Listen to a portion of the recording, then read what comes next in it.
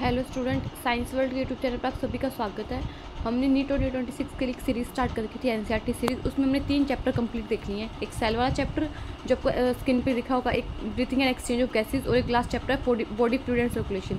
ये तीनों के तीनों चैप्टर हमने एनसीईआरटी से एकदम अच्छे से कंप्लीट करनी है। थ्योरी देख ली इनकी, पीवाईक्यू और एमसीक्यूज भी देखनी है। आज की जो क्लास है, जैसे आपने थंबनेल देखा होगा, उस पर क्या हुआ टेस्ट। मैंने आपको बताया था कि आपके इस चैनल पे, साइंस वर्ल्ड के चैनल पे, मैं एक टेस्ट लूँगी आपका। इन तीनों चैप्टर का मिला के कुछ क्वेश्चंस करेंगे हम, जिससे कि आपको पता चले कि आपकी तैयारी कितनी अच्छी चल रही है। तरीका वेरेगा, आपकी स्क्रीन पे क्वेश्चन आएगा, आपको स्क्रीन को पोस्ट करना है, क्वेश्चन को रीड करना है, उसका आंसर देखना है, फिर क्या करना है, आपको मैच करना है जो आंसर मैं बताऊँगी कि आपका आंसर सही है नहीं। फिर लास्ट में आप मुझे अपना स्कोर बताओगे कि आपका क्या स्कोर रहा, ठीक है। और हमारा ये टारगेट है कि हम 360 में से 360 लेके आए बायो में। ये कोई भी ऐसा क्वेश्चन ना हो जो हमें नहीं आता हो, ठीक है। तो ज़्यादा टाइम वेस्ट नहीं करते, क्लास को स्टार्ट करते। फर्स्ट क्वेश्चन आएगा आपकी स्क्रीन पे, देखो क्या है। Select the incorrect pair of the following. हमें क्या करना है, इनकरेक्ट पेयर। सबसे पहले तो देखो करेक्ट पूछा है, इनकरेक्ट पूछा है, तो हमसे क्या पूछा बच्चों, इसमें इनकरेक्ट पूछा है। Select the incorrect pair of following कि इनकरेक्ट कौन से। देखो ल्यूकोप्लास्ट के आगे लिखा हुआ कैरोटीन, इलियोप्लास्ट के आगे ऑयल्स, एमाइलोप्लास्ट के आगे स्टार्च एंड न्यूरोप्लास्ट के आगे प्रोटीन। तो देखो क्या होता है कि हमने देखा जो प्लास्टिड पढ़ा था, हमने जो प्लास्टिड वाला टॉपिक पढ़ा था एनसीईआरटी से सेल वाले चैप्टर में, तो हमने प्लास्टिड को पिगमेंट के बेस पे तीन कैटेगरी में क्लासीफाई किया था। एक तो किया था क्लोरोफिल, एक आ जाएगा बच्चों क्या, क्रोमोफिल, और एक आ जाएगा ल्यूकोप्लास्ट।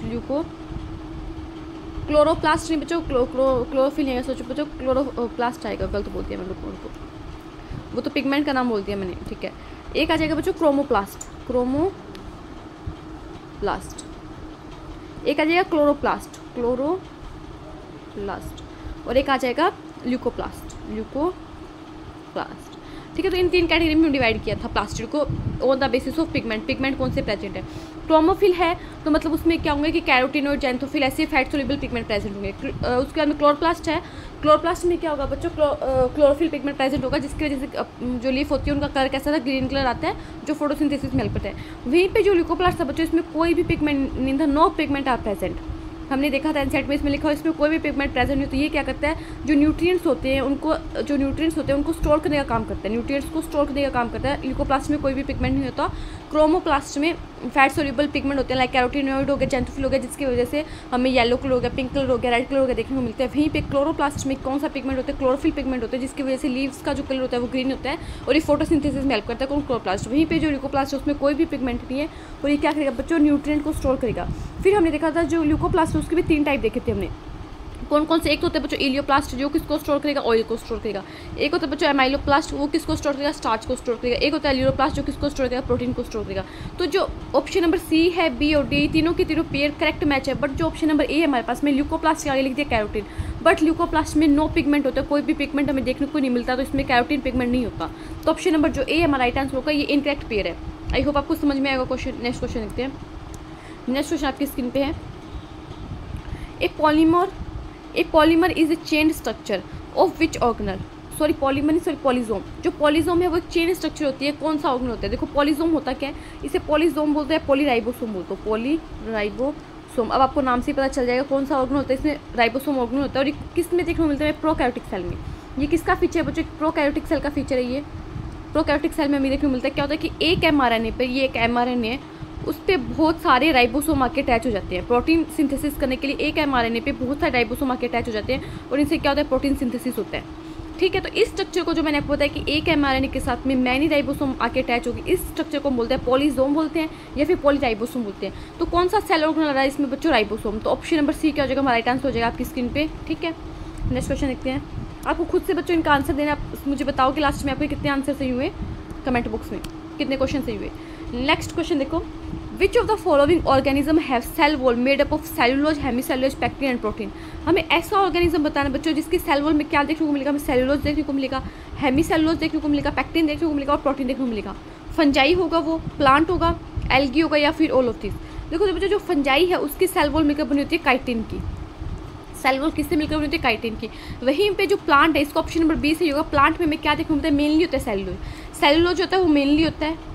उसके साथ में हमें हेमीसेलुलोज भी देखने को मिलता है, पैक्टिन भी देखने को मिलता है, प्रोटीन भी देखने को मिलता है। वहीं पे आप देखो कि जो एल्गे की सेल वॉल है उसमें क्या होता है, ग्लैक्टन्स होता है, ग्लैक्टन्स। ये पूछा गया, ये पीवाईक्यू, एल्गे की सेल वाला पीवाईक्यू, ग्लैक्टन्स होता है, मेनन्स होता है। वहीं पे कुछ मिनरल लाइक कैल्शियम कार्बोनेट होता है और साथ में सेलुलोज भी होता है। ये चार चीज़ें हमें किस में देखने को मिलती है बच्चों, एल्गी की सेल वॉल में देखने को मिलती है। सेलुलोज, ग्लैक्टन्स, मैनन्स, कैल्शियम कार्बोनेट जैसे मिनरल होते हैं, ठीक है। तो इस क्वेश्चन का आंसर में क्या बताना बच्चों, इस क्वेश्चन का आंसर प्लांट होगा जिसमें सेलुलोज है, हेमी सेलुलोज है, पैक्टिन एंड प्रोटीन है। तो हमने तीनों की सेल वॉल देख ली। फंजाई की काइटिन से मिलकर बनी है, एल्गी की ग्लैक्टन्स, मैनन्स, कैल्शियम कार्बोनेट, सेलुलोज से मिलकर बनी है। वहीं पे प्लांट की जो सेल वॉल है वो सेलुलोज, हेमी सेलुलोज, पैक्टिन और प्रोटीन से मिलकर बनी हुई है। कोई भी क्वेश्चन आता है तो आपको रोंग नहीं करके आना, ठीक है। नेक्स्ट क्वेश्चन आपकी स्क्रीन पे होगा, देखो क्या दिया हुआ है। नेक्स्ट क्वेश्चन है which structure is formed by the process of packaging on Golgi apparatus, कि ऐसा करके एक डायग्राम सब बना के दिए हुए आपके एनसीईआरटी में। जब गोल्जी एपरेटस में पैकेजिंग की प्रोसेस होती है, यहाँ से ऐसे पैकेजिंग करके ऐसे यहाँ से कुछ ऐसे वेसिकल सा निकलता तो दिखाई के, और यहाँ पे मार्क सिस्टर्नी ऐसा एक डायग्राम आपको गोल्जी एपरेटस का आपके एनसीईआरटी में बना के दिया हुआ है। तो यहाँ से जो वेसिकल्स निकलती है कौन सी प्रोसेस के थ्रू बच्चों, पैकेजिंग की प्रोसेस के थ्रू। यहाँ पे लिखा हुआ है कौन सी प्रोसेस होती है गोल्जी एपरेटस में, पैकेजिंग की प्रोसेस होती है। तो उससे कौन सी स्ट्रक्चर फॉर्म होती है बच्चों, उससे फॉर्म होता है लाइसोसोम। जो हमारा लाइसोसोम है वो गोल्जी एपरेटस में पैकेजिंग की प्रोसेस के थ्रू बनता है। तो option number C right answer होगा। और लाइसोसोम में क्या होते हैं, हाइड्रोलाइटिक एंजाइम होते हैं जो कौन सी पीएच पे, एसिडिक पीएच पे वर्क करते हैं। मैं क्या रखना है कि लाइसोसोम में जो हाइड्रोलाइटिक एंजाइम होते हैं वो कौन सी पीएच पे वर्क करते हैं, एसिडिक पीएच पे वर्क करते हैं। और लाइसोसोम जो है वो गोल्जी एपरेटस में पैकेजिंग की प्रोसेस के थ्रू बनता है। और गोल्जी एपरेटस की जैसे ये डिस्क लाइक स्ट्रक्चर होती है, इन्हें क्या बोलते हैं, सिस्टर्नी बोलते हैं, याद रखेंगे, ठीक है। नेक्स्ट क्वेश्चन देखते हैं आपकी स्क्रीन पे। आपकी स्क्रीन पे नेक्स्ट क्वेश्चन है based on the position of centromere, किसकी बेस पे, based on the position of centromere, centromere की पोजीशन के बेस पे the chromosome are classified into how many type, की क्रोमोसोम को हमने कितने टाइप में क्लासीफाई किया on the basis of position of centromere. देखो सेंट्रोमीर के बेस पे हमने जो हमारे क्रोमोसोम है उनको 4 क्लास में क्लासीफाई किया है, 4 टाइप में क्लासीफाई किया है। फर्स्ट होता है मेटासेंट्रिक, जिसमें जो क्रोमोसोम एकदम मिडल में रहेगा, सॉरी क्रोमोसोम नहीं, एक जो सेंट्रोमीर एकदम मिडल में रहेगा। फिर होता है सब मेटासेंट्रिक में तो स्लाइटली क्या होता है, मिडल से थोड़ा सा अवे हो जाता है, ठीक है। उसके बाद में होता है एक्रोसेंट्रिक, इसमें क्या होता है टूवार्ड्स द एंड, मतलब एंड की तरफ में चला जाता है। और लास्ट में आ जाएगा टिलोसेंट्रिक में क्या होता है बच्चों, एकदम टर्मिनल पे चला जाता है। तो ध्यान रखना मेटासेंट्रिक में मिडल में रहेगा, एम से मेटासेंट्रिक, एम से मिडल। सब मेटासेंट्रिक में मिडल से थोड़ा सा स्लाइटली अवे हो जाएगा, थोड़ा सा दूर हो जाएगा मिडल से। एक्रोसेंट्रिक में क्या होता है टूवार्ड्स द एंड की तरफ चला जाता है। और टिलोसेंट्रिक में टर्मिनल पे, टी से टिलोसेंट्रिक, टी से टर्मिनल, दो तो ऐसे हो गए, एम से मेटासेंट्रिक, एम से मिडल, टी से टिलोसेंट्रिक, टी से टर्मिनल। फिर एक्रोसेंट्रिक टूवार्ड्स द एंड, मतलब एंड की तरफ में होगा। और जो सब मेटासेंट्रिक है वो मिडल से थोड़ा सा आगे पीछे हो जाएगा, थोड़ा सा अवे होगा, ठीक है। तो 4 क्लासेस में क्या, 4 टाइप में हमने क्या किया, क्लासीफाई किए क्रोमोसोम को। किसके बेस पे, पोजीशन, सेंट्रोमीर की पोजीशन के बेस पे ध्यान रखना है, किसके बेस पे किया, सेंट्रोमीर की पोजीशन के बेस पे क्रोमोसोम को 4 टाइप में क्लासीफाई किया, सब मेटासेंट्रिक, एक्रोसेंट्रिक और टिलोसेंट्रिक। और इनमें सेंट्रोमीर की पोजीशन कहाँ होगी वो भी मैंने आपको दिखा दिया। तो ऑप्शन नंबर डी क्या हो जाएगा, हमारा राइट आंसर हो जाएगा। नेक्स्ट क्वेश्चन देखो बच्चों, आपकी स्क्रीन पे है, क्या बोल रही है, the site of active ribosomal RNA synthesis is, कि जो एक्टिव राइबोसोमल आरएनए सिंथेसिस होगा, देखो आरएनए जो होता है वो 3 टाइप का होता है। एक तो होता है आरआरएनए की फुल फॉर्म ये होती है राइबोसोमल आरएनए, जो आपको स्क्रीन पे दिख रहा है। इसका एक्टिवली सिंथेसिस क्या होगा, हमसे क्वेश्चन में ये पूछा गया। एक होता है एमआरएनए की फुल फॉर्म होती है मैसेंजर आरएनए। एक होता है टीआरएनए को बोलते हैं ट्रांसफर आरएनए, ठीक है। ये सब हम आगे डीएनए वाले चैप्टर में पढ़ेंगे। तो हमें ये बता रहे हैं कि जो हमारा आरआरएनए है, जो हमारा राइबोसोमल आरएनए, वो सेल के अंदर एक्टिवली कहाँ सिंथेसिस होता है, कहाँ पे ये बनता है। तो हमने एक स्ट्रक्चर पढ़ा था, एक सेल ऑर्गेनल पढ़ा था, न्यूक्लियस। क्या पढ़ा था बच्चों, न्यूक्लियस। और न्यूक्लियस कैसा होता है, डबल मेम्ब्रेन बाउंड होता है, ठीक है मैम। न्यूक्लियस के अंदर हमने ऐसे एक स्ट्रक्चर देखी थी जो कोई भी मेम्ब्रेन को बाउंड नहीं करती, ऐसे एक डेंस स्ट्रक्चर से बना के दिखाया, जिसको मार्क किया हुआ है एनसेट में न्यूक्लियोलस। और ये कैसी होती है, नॉन मेम्ब्रेन बाउंड होती है, ये कोई भी मेम्ब्रेन से घिरी नहीं होती। जो न्यूक्लियोलस है बच्चों, जो न्यूक्लियस के अंदर मिलती है, वो क्या होता है, एक्टिवली यहाँ पे क्या होता है, राइबोसोमल आरएनए का सिंथेसिस होता है। इसे फैक्ट्री बोलते हैं, इसे आरआरएनए की फैक्ट्री बोलते हैं, क्योंकि यहाँ पे आरएनए बहुत ज़्यादा मात्रा में बनता है। तो एक्टिवली राइबोसोमल आरएनए का सिंथेसिस सेल के कौन से पार्ट में होते हैं बच्चों, न्यूक्लियोलस में होता है। और न्यूक्लियोलस हमें कहाँ देखने को मिलती है, न्यूक्लियस के अंदर देखने को मिलती है। और न्यूक्लियोलस के बाहर कोई भी मेम्ब्रेन नहीं होती, nucleolus non membrane bound structure होती है, ठीक है। तो option number A is right answer. Next question देखो, नेक्स्ट क्वेश्चन आपकी स्क्रीन पे आ गया, क्या बोल रहा है, how long a DNA is distributed in our 46 chromosome. सबसे पहले तुम्हें पता होना चाहिए कि जो हम ह्यूमन है, ह्यूमन के अंदर कितने क्रोमोसोम होते हैं, 46 क्रोमोसोम होते हैं। पेयर में पूछे तो 46 का पेयर कितना बन जाएगा, 23 पेयर। ह्यूमन के अंदर 23 पेयर ऑफ क्रोमोसोम होते हैं। और 23 पेयर बोल दो या फिर 46 क्रोमोसोम बोल दो। इन 46 क्रोमोसोम के अंदर क्या होता है, हमारा डीएनए डिस्ट्रीब्यूटेड होता है। और जो कितना मीटर लंबा डीएनए होता है, 2.2 मीटर, जो ये जो एक डीएनए वाला चैप्टर है ना उसमें ये डाटा दिया 2.2 मीटर, और जो ये सेल वाला चैप्टर है ना उसमें दिया हुआ है अबाउट 2 मीटर या फिर लगभग ऐसे करके दिया लगभग अप्रॉक्सीमेटली 2 मीटर। तो 2 मीटर हम इसका आंसर मान के चलेंगे, क्योंकि एनसीईआरटी में ये देखो सेल वाले चैप्टर में अप्रॉक्सीमेटली 2 मीटर जो हमारा डीएनए है वो 46 क्रोमोसोम के अंदर डिस्ट्रीब्यूटेड होते हैं। और डीएनए वाले चैप्टर में वहीं आके 12th क्लास में एनसीईआरटी ने इसका एग्जैक्ट लेंथ कितनी दी हुई है, एग्जैक्ट डाटा दिया हुआ है 2.2 मीटर। ठीक है, तो हमें ध्यान रखना है 2 मीटर के अराउंड क्या होता है हमारे डीएनए की लेंथ होती है, डीएनए लॉन्ग होता है, जो क्या होता है कि 46 क्रोमोसोम के अंदर डिस्ट्रीब्यूटेड होता है। ह्यूमन के अंदर 23 पेयर बोल दो या फिर 46 क्रोमोसोम प्रेजेंट होते हैं, इतना पता होगा। फीमेल के अंदर XX होता है जो सेक्स क्रोमोसोम होता है, और वहीं पे जो मेल होता है उसमें XY होते हैं। ठीक है, नेक्स्ट क्वेश्चन देखते हैं। नेक्स्ट क्वेश्चन आपकी स्क्रीन पे है, chlorophyll pigments are present in. अभी हमने देखा क्लोरोफिल जो है किस में मिलेगा, क्लोरोप्लास्ट में मिलेगा। हमने देखा था ना, डिवाइड किया था हमने प्लास्टिड को पिगमेंट के बेस पे 3 टाइप में। तो उसमें जो क्लोरोप्लास्ट था उसके अंदर क्लोरोफिल पिगमेंट था जो किस में हेल्प करेगा बच्चों, फोटोसिंथेसिस में हेल्प करेगा। कैसे हेल्प करता है फोटोसिंथेसिस में क्लोरोफिल पिगमेंट? इसमें क्या होती है, इसके पास में एक हम बोल सकते हैं एबिलिटी होती है। क्या एबिलिटी होती है कि ये लाइट एनर्जी को ट्रैप कर लेता है। लाइट एनर्जी को ट्रैप करके किस में हेल्प करता है, ये फोटोसिंथेसिस में हेल्प करता है। सन की एनर्जी को लेकर हम क्या करते हैं, CO2 H2 से ग्लूकोज बनाते हैं, फूड बनाते हैं। वो हम पूरा प्लांट फिजियोलॉजी में पढ़ेंगे पूरा प्रोसेस। ठीक है, तो ये प्रेजेंट कहाँ पे होता है? देखो क्लोरोप्लास्ट जो होता है एक डबल मेम्ब्रेन बाउंड स्ट्रक्चर है, और क्लोरोप्लास्ट के अंदर ऐसे कॉइन लाइक हमें देखने को मिलते हैं। कॉइन, ये डबल मेम्ब्रेन होते हैं, इनके पास सिंगल मेम्ब्रेन, डबल मेम्ब्रेन से जो क्लोरोप्लास्ट होता है उसके अंदर क्या होता है, ऐसे कॉइन लाइक स्ट्रक्चर देखने को मिलती है हमें। और इस कॉइन लाइक स्ट्रक्चर को बोलते हैं थाइलेकोइड। और इस थाइलेकोइड के अंदर जो स्पेस है इसे बोलते हैं ल्यूमन। थाइलेकोइड के अंदर मेम्ब्रेन, थाइलेकोइड जैसे मैं एक थाइलेकोइड यहाँ पे बना के दूँ, मैंने एक थाइलेकोइड बनाया। क्या बनाया? थाइलेकोइड। थोड़ा सा सही बनाती हूँ। ये क्या बनाया बच्चों? मैंने एक थाइलेकोइड बनाया, थाइलेकोइड, इसको मार्क कर दिया थाइलेकोइड। और थाइलेकोइड के अंदर का जो स्पेस है इसे बोलते हैं ल्यूमन। इस ल्यूमन के अंदर क्या मिलता है बच्चों में? क्लोरोफिल पिगमेंट देखने को मिलते हैं। इस ल्यूमन के अंदर क्या होता है बच्चों? क्लोरोफिल पिगमेंट होते हैं। तो क्लोरोफिल पिगमेंट कहाँ प्रेजेंट होगा? क्लोरोफिल पिगमेंट क्लोरोप्लास्ट के अंदर जो थाइलेकोइड है, थाइलेकोइड की जो ल्यूमन है उसके अंदर होता है। तो option number A right answer हो जाएगा। जो क्लोरोप्लास्ट के अंदर लिक्विड पार्ट होता है, फ्लूइड पार्ट होता है, उसे बोलते हैं स्ट्रोमा। ठीक है, और आउटर मेम्ब्रेन, इनर मेम्ब्रेन होगी। ठीक है, तो option number A is right answer. Next question देखते हैं, आपकी स्क्रीन पे है, which of the following are not inclusion body. Note को ध्यान रखना कि कौन सी इंक्लूजन बॉडी नहीं है। सबसे पहले तो देखो जो इंक्लूजन बॉडी है वो हमें कौन सी सेल में देखने को मिलती है? प्रोकैरियोटिक सेल में देखने को मिलती है। प्रोकैरियोटिक सेल क्या करती है? कुछ चीज़ों को हम बोल सकते हैं इकट्ठा करके रखती है, रिजर्व करके रखती है। और जो इंक्लूजन बॉडी होती है नॉन मेम्ब्रेन बाउंड स्ट्रक्चर होती है। ये बात ध्यान रखोगे, इंक्लूजन बॉडी कैसी होती है? नॉन मेम्ब्रेन बाउंड होती है, कोई भी मेम्ब्रेन नहीं दिखती। क्योंकि हमें पता है प्रोकैरियोटिक सेल में मेम्ब्रेन बाउंड जो ऑर्गन होते हैं वो तो एब्सेंट ही होते हैं। तो इंक्लूजन बॉडी के बाहर भी कोई मेम्ब्रेन नहीं होती। इंक्लूजन बॉडी एनसीईआरटी में 3 टाइप की दी हुई है। एक तो दी हुई साइनोफाइसिन, एक दी हुई है ग्लाइकोजन, और एक दी हुई है फॉस्फेट। ये तीनों की तीनों जो इंक्लूजन बॉडी एनसीईआरटी ने बताया कि हमें प्रोकैरियोटिक सेल में देखने को मिलती है। साइटोप्लाज्म के अंदर पड़ी होती है प्रोकैरियोटिक सेल में, और कोई भी मेम्ब्रेन नहीं होती, नॉन मेम्ब्रेन बाउंड होती है। और क्या करती है, जैसे ये कहते हैं रिजर्वोयर का काम करती है। फॉस्फेट ग्रैन्यूल फॉस्फेट के रिजर्वोयर का काम करेंगे, ग्लाइकोजन ग्रैन्यूल ग्लाइकोजन के रिजर्वोयर का काम करेंगे, साइनोफाइसिन ग्रैन्यूल साइनोफाइसिन के रिजर्वोयर का काम करेंगे। बट ग्लूकोज ग्रैन्यूल हमें नहीं देखने को मिलती। ऐसी एनसीईआरटी में कोई भी ग्रैन्यूल नहीं दिखी हुई। तो ऑप्शन नंबर क्या हो जाएगा? डी हमारा राइट आंसर हो जाएगा। कि कौन सी इंक्लूजन बॉडी नहीं है इसमें से? ग्लूकोज ग्रैन्यूल्स या ग्लूकोज की कोई भी इंक्लूजन बॉडी हमें प्रोकैरियोटिक सेल में देखने को नहीं मिलती। Option number D is right answer.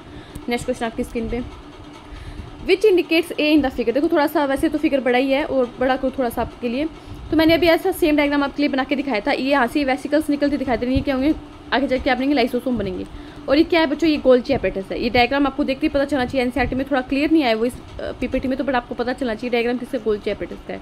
और गोल्जी एपेटस का ये जो ए मार्क की वैसे मैंने बना के दिखाया था ना आपको, ऐसे यहाँ से ऐसे वेसिकल से निकलती दिखेगी। तो ये मैंने बताया था ये क्या होता है बच्चों? ए क्या होगा? सिस्टर नहीं होगा। तो सिस्टर नहीं, ऑप्शन नंबर ए मुझे सही दिख रहा है। न्यूक्लियर पोर किस में मिलेंगे? न्यूक्लियस में मिलेंगे। क्रिस्टा क्या होता है बच्चों? जो माइटोकॉन्ड्रिया होती है, माइटोकॉन्ड्रिया की जो इनर मेम्ब्रेन होती है वो मैट्रिक्स की तरफ फोल्ड होकर क्या बनाती है? क्रिस्टा बनाती है। जो थाइलेकोइड अभी हम देखा था क्लोरोप्लास्ट के अंदर देखने मिलते हैं, कॉइन लाइक स्ट्रक्चर होती है ऐसे, जिसके अंदर क्या होता है? पिगमेंट प्रेजेंट होता है, क्लोरोफिल। तो ये डायग्राम किसका बच्चों? गोल्जी एपेटस का डायग्राम। और इसमें ए जो है बच्चों वो क्या? सिस्टर नहीं है। ठीक है, और गोल्जी बॉडी के अंदर पैकेजिंग की प्रोसेस के थ्रू कौन सा सेल बनता है? लाइसोसोम बनता है। नेक्स्ट क्वेश्चन आपकी स्क्रीन पे, विच of the following is A form of mesosome. सबसे पहले तो ये पता होना चाहिए मीजोसोम क्या है। मीजोसोम जो है सबसे पहले ये पता होगा कौन से सेल में मिलता है? प्रोकैरियोटिक सेल में मिलता है। मीजोसोम किसका फीचर है? प्रोकैरियोटिक सेल का फीचर है। ठीक है मैम, मीजोसोम के बहुत सारे काम देखे थे। मीजोसोम किस में हेल्प करता है? सेल वॉल फॉर्मेशन में हेल्प करता है। मीजोसोम डीएनए रेप्लिकेशन में हेल्प करता है। जो डीएनए रेप्लिकेशन करते हैं उसको उस डीएनए को डॉटर सेल में डिस्ट्रीब्यूट करने में हेल्प करता है। सरफेस एरिया को इंक्रीज करने में हेल्प करता है। इसमें क्या मिलती है? एंजाइम एक्टिविटी मिलती है, एंजाइम्स मिलती है यहाँ पे। तो जो मीजोसोम है वो हमारे जो यूकैरियोटिक सेल है इसके जो माइटोकॉन्ड्रिया है, माइटोकॉन्ड्रिया उसके एनालोगस स्ट्रक्चर है। किससे स्ट्रक्चर? एनालोगस स्ट्रक्चर मतलब फंक्शन सेम है बट ओरिजिन डिफरेंट है। और मीजोसोम बनता कैसे है? मीजोसोम प्रोकैरियोटिक सेल की जो प्लाज्मा मेम्ब्रेन वो अंदर की तरफ ऐसे फोल्ड होकर क्या बना लेती है? मीजोसोम बना लेती है। तो मीजोसोम जो है उसकी फॉर्म क्या होती है? ये वेसिकल की फॉर्म में भी हो सकता है। एनसीईआरटी में लिखा हुआ है मीजोसोम वेसिकल की फॉर्म में, ट्यूब्यूल्स की फॉर्म में, लैमिला, तीनों की फॉर्म में मिल सकता है। तो option number D is right answer, all of these. ठीक है, ध्यान रखना। नेक्स्ट क्वेश्चन आपकी स्क्रीन पे बच्चों, गोल्जी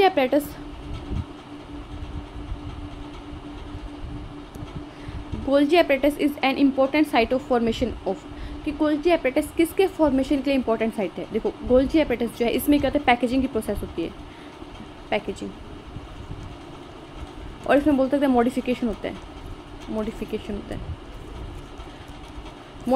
पैकेजिंग होता है। तो क्या होता है? प्रोटीन जो है वो किस में चेंज होती है? ग्लाइकोप्रोटीन में। जो प्रोटीन एंडोप्लाज्मिक रेटिकुलम से मिलकर आती है उसमें क्या लग जाता है? ग्लाइको बन जाता है, ग्लाइको लग जाता है। तो जो प्रोटीन है वो किस में चेंज होगी? ग्लाइकोप्रोटीन में।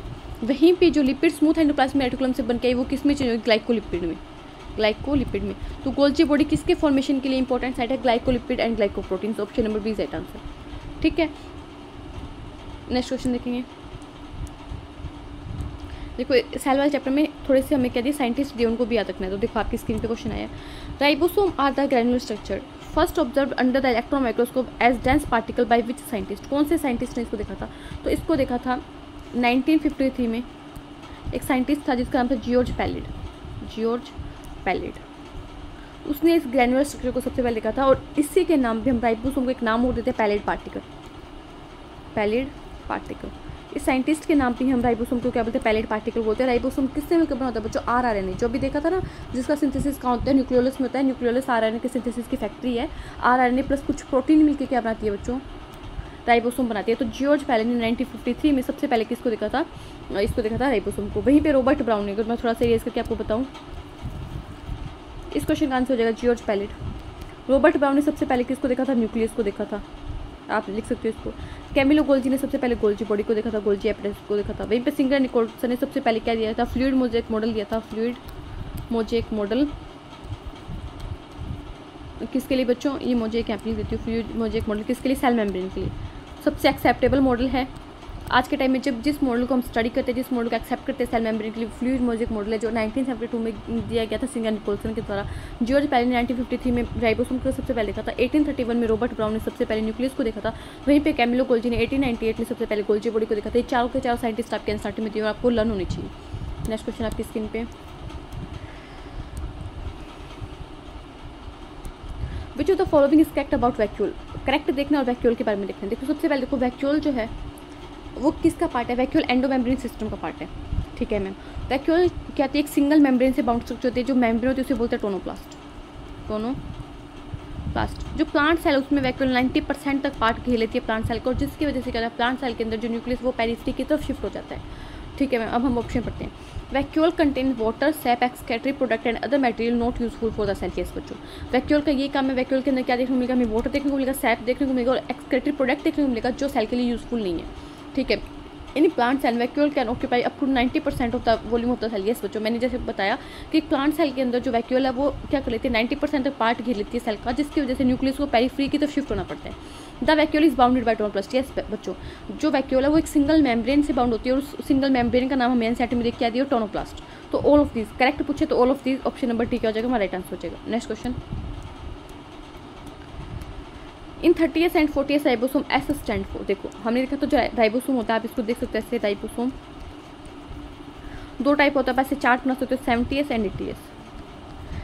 70s राइबोसोम को हम प्रोकैरियोटिक राइबोसोम भी बोल सकते हैं क्योंकि प्रोकैरियोटिक सेल में देखने को मिलेगा। वहीं पे हम 80s राइबोसोम को यूकैरियोटिक राइबोसोम भी बोल सकते हैं क्योंकि ये यूकैरियोटिक सेल में देखने को मिलेगा। ठीक है मैम। फिर आगे देखो जो 70s राइबोसोम है वो दो सब यूनिट से मिलकर बनाता है। कौन सी? 50s and 30s। 70s ribosome दो सब यूनिट से मिलकर बनाता है 50s एंड 30s। वहीं पे जो 80s राइबोसोम है दो सब यूनिट से मिलकर बनाता है 60s एंड 40s। ठीक है, तो इनकी सब यूनिट भी ध्यान रखनी है और हमें ध्यान रखना है राइबोसोम के टाइप 70s एंड 80s। ठीक है बच्चों, अभी इनको ऐड मत कर देना 60 और 40 100 होता है, ऐसा नहीं है। तो यहाँ पे जो एस है बच्चों वो क्या? वो है स्वेडबर्ग्स यूनिट। ये एक साइंटिस्ट के नाम पे इसको क्या दिया गया? नाम दिया गया। तो एस का नाम बच्चों यहाँ पे क्या? एस है Svedberg's unit. Option number B is right answer. Next question देखेंगे। The perinuclear space is about. हमने देखा पेरीन्यूक्लियर स्पेस कहते हैं बच्चों, जो न्यूक्लियस है वो डबल मेम्ब्रेन से घिरा हुआ स्ट्रक्चर है, और डबल मेम्ब्रेन क्या कर जाती है, कुछ जगह पे फ्यूज़ कर जाती है, डबल मेम्ब्रेन क्या कर जाती है, कुछ जगह पे फ्यूज़ कर जाती है बच्चों, जिसकी वजह से क्या होता है कि इन यहाँ पे क्या बन जाते हैं, पोर बन जाते हैं सेल के अंदर। ऐसे क्या करके आउटर मेम्ब्रेन इनर मेम्ब्रेन एक दूसरे से फ्यूज करके, इनके फ्यूज़ करने से क्या होता है बच्चों की सेल, जो दोनों सेल है उसके अंदर न्यूक्लियस के अंदर पोर बन जाते हैं, जिसे बोलते हैं न्यूक्लियर पोर।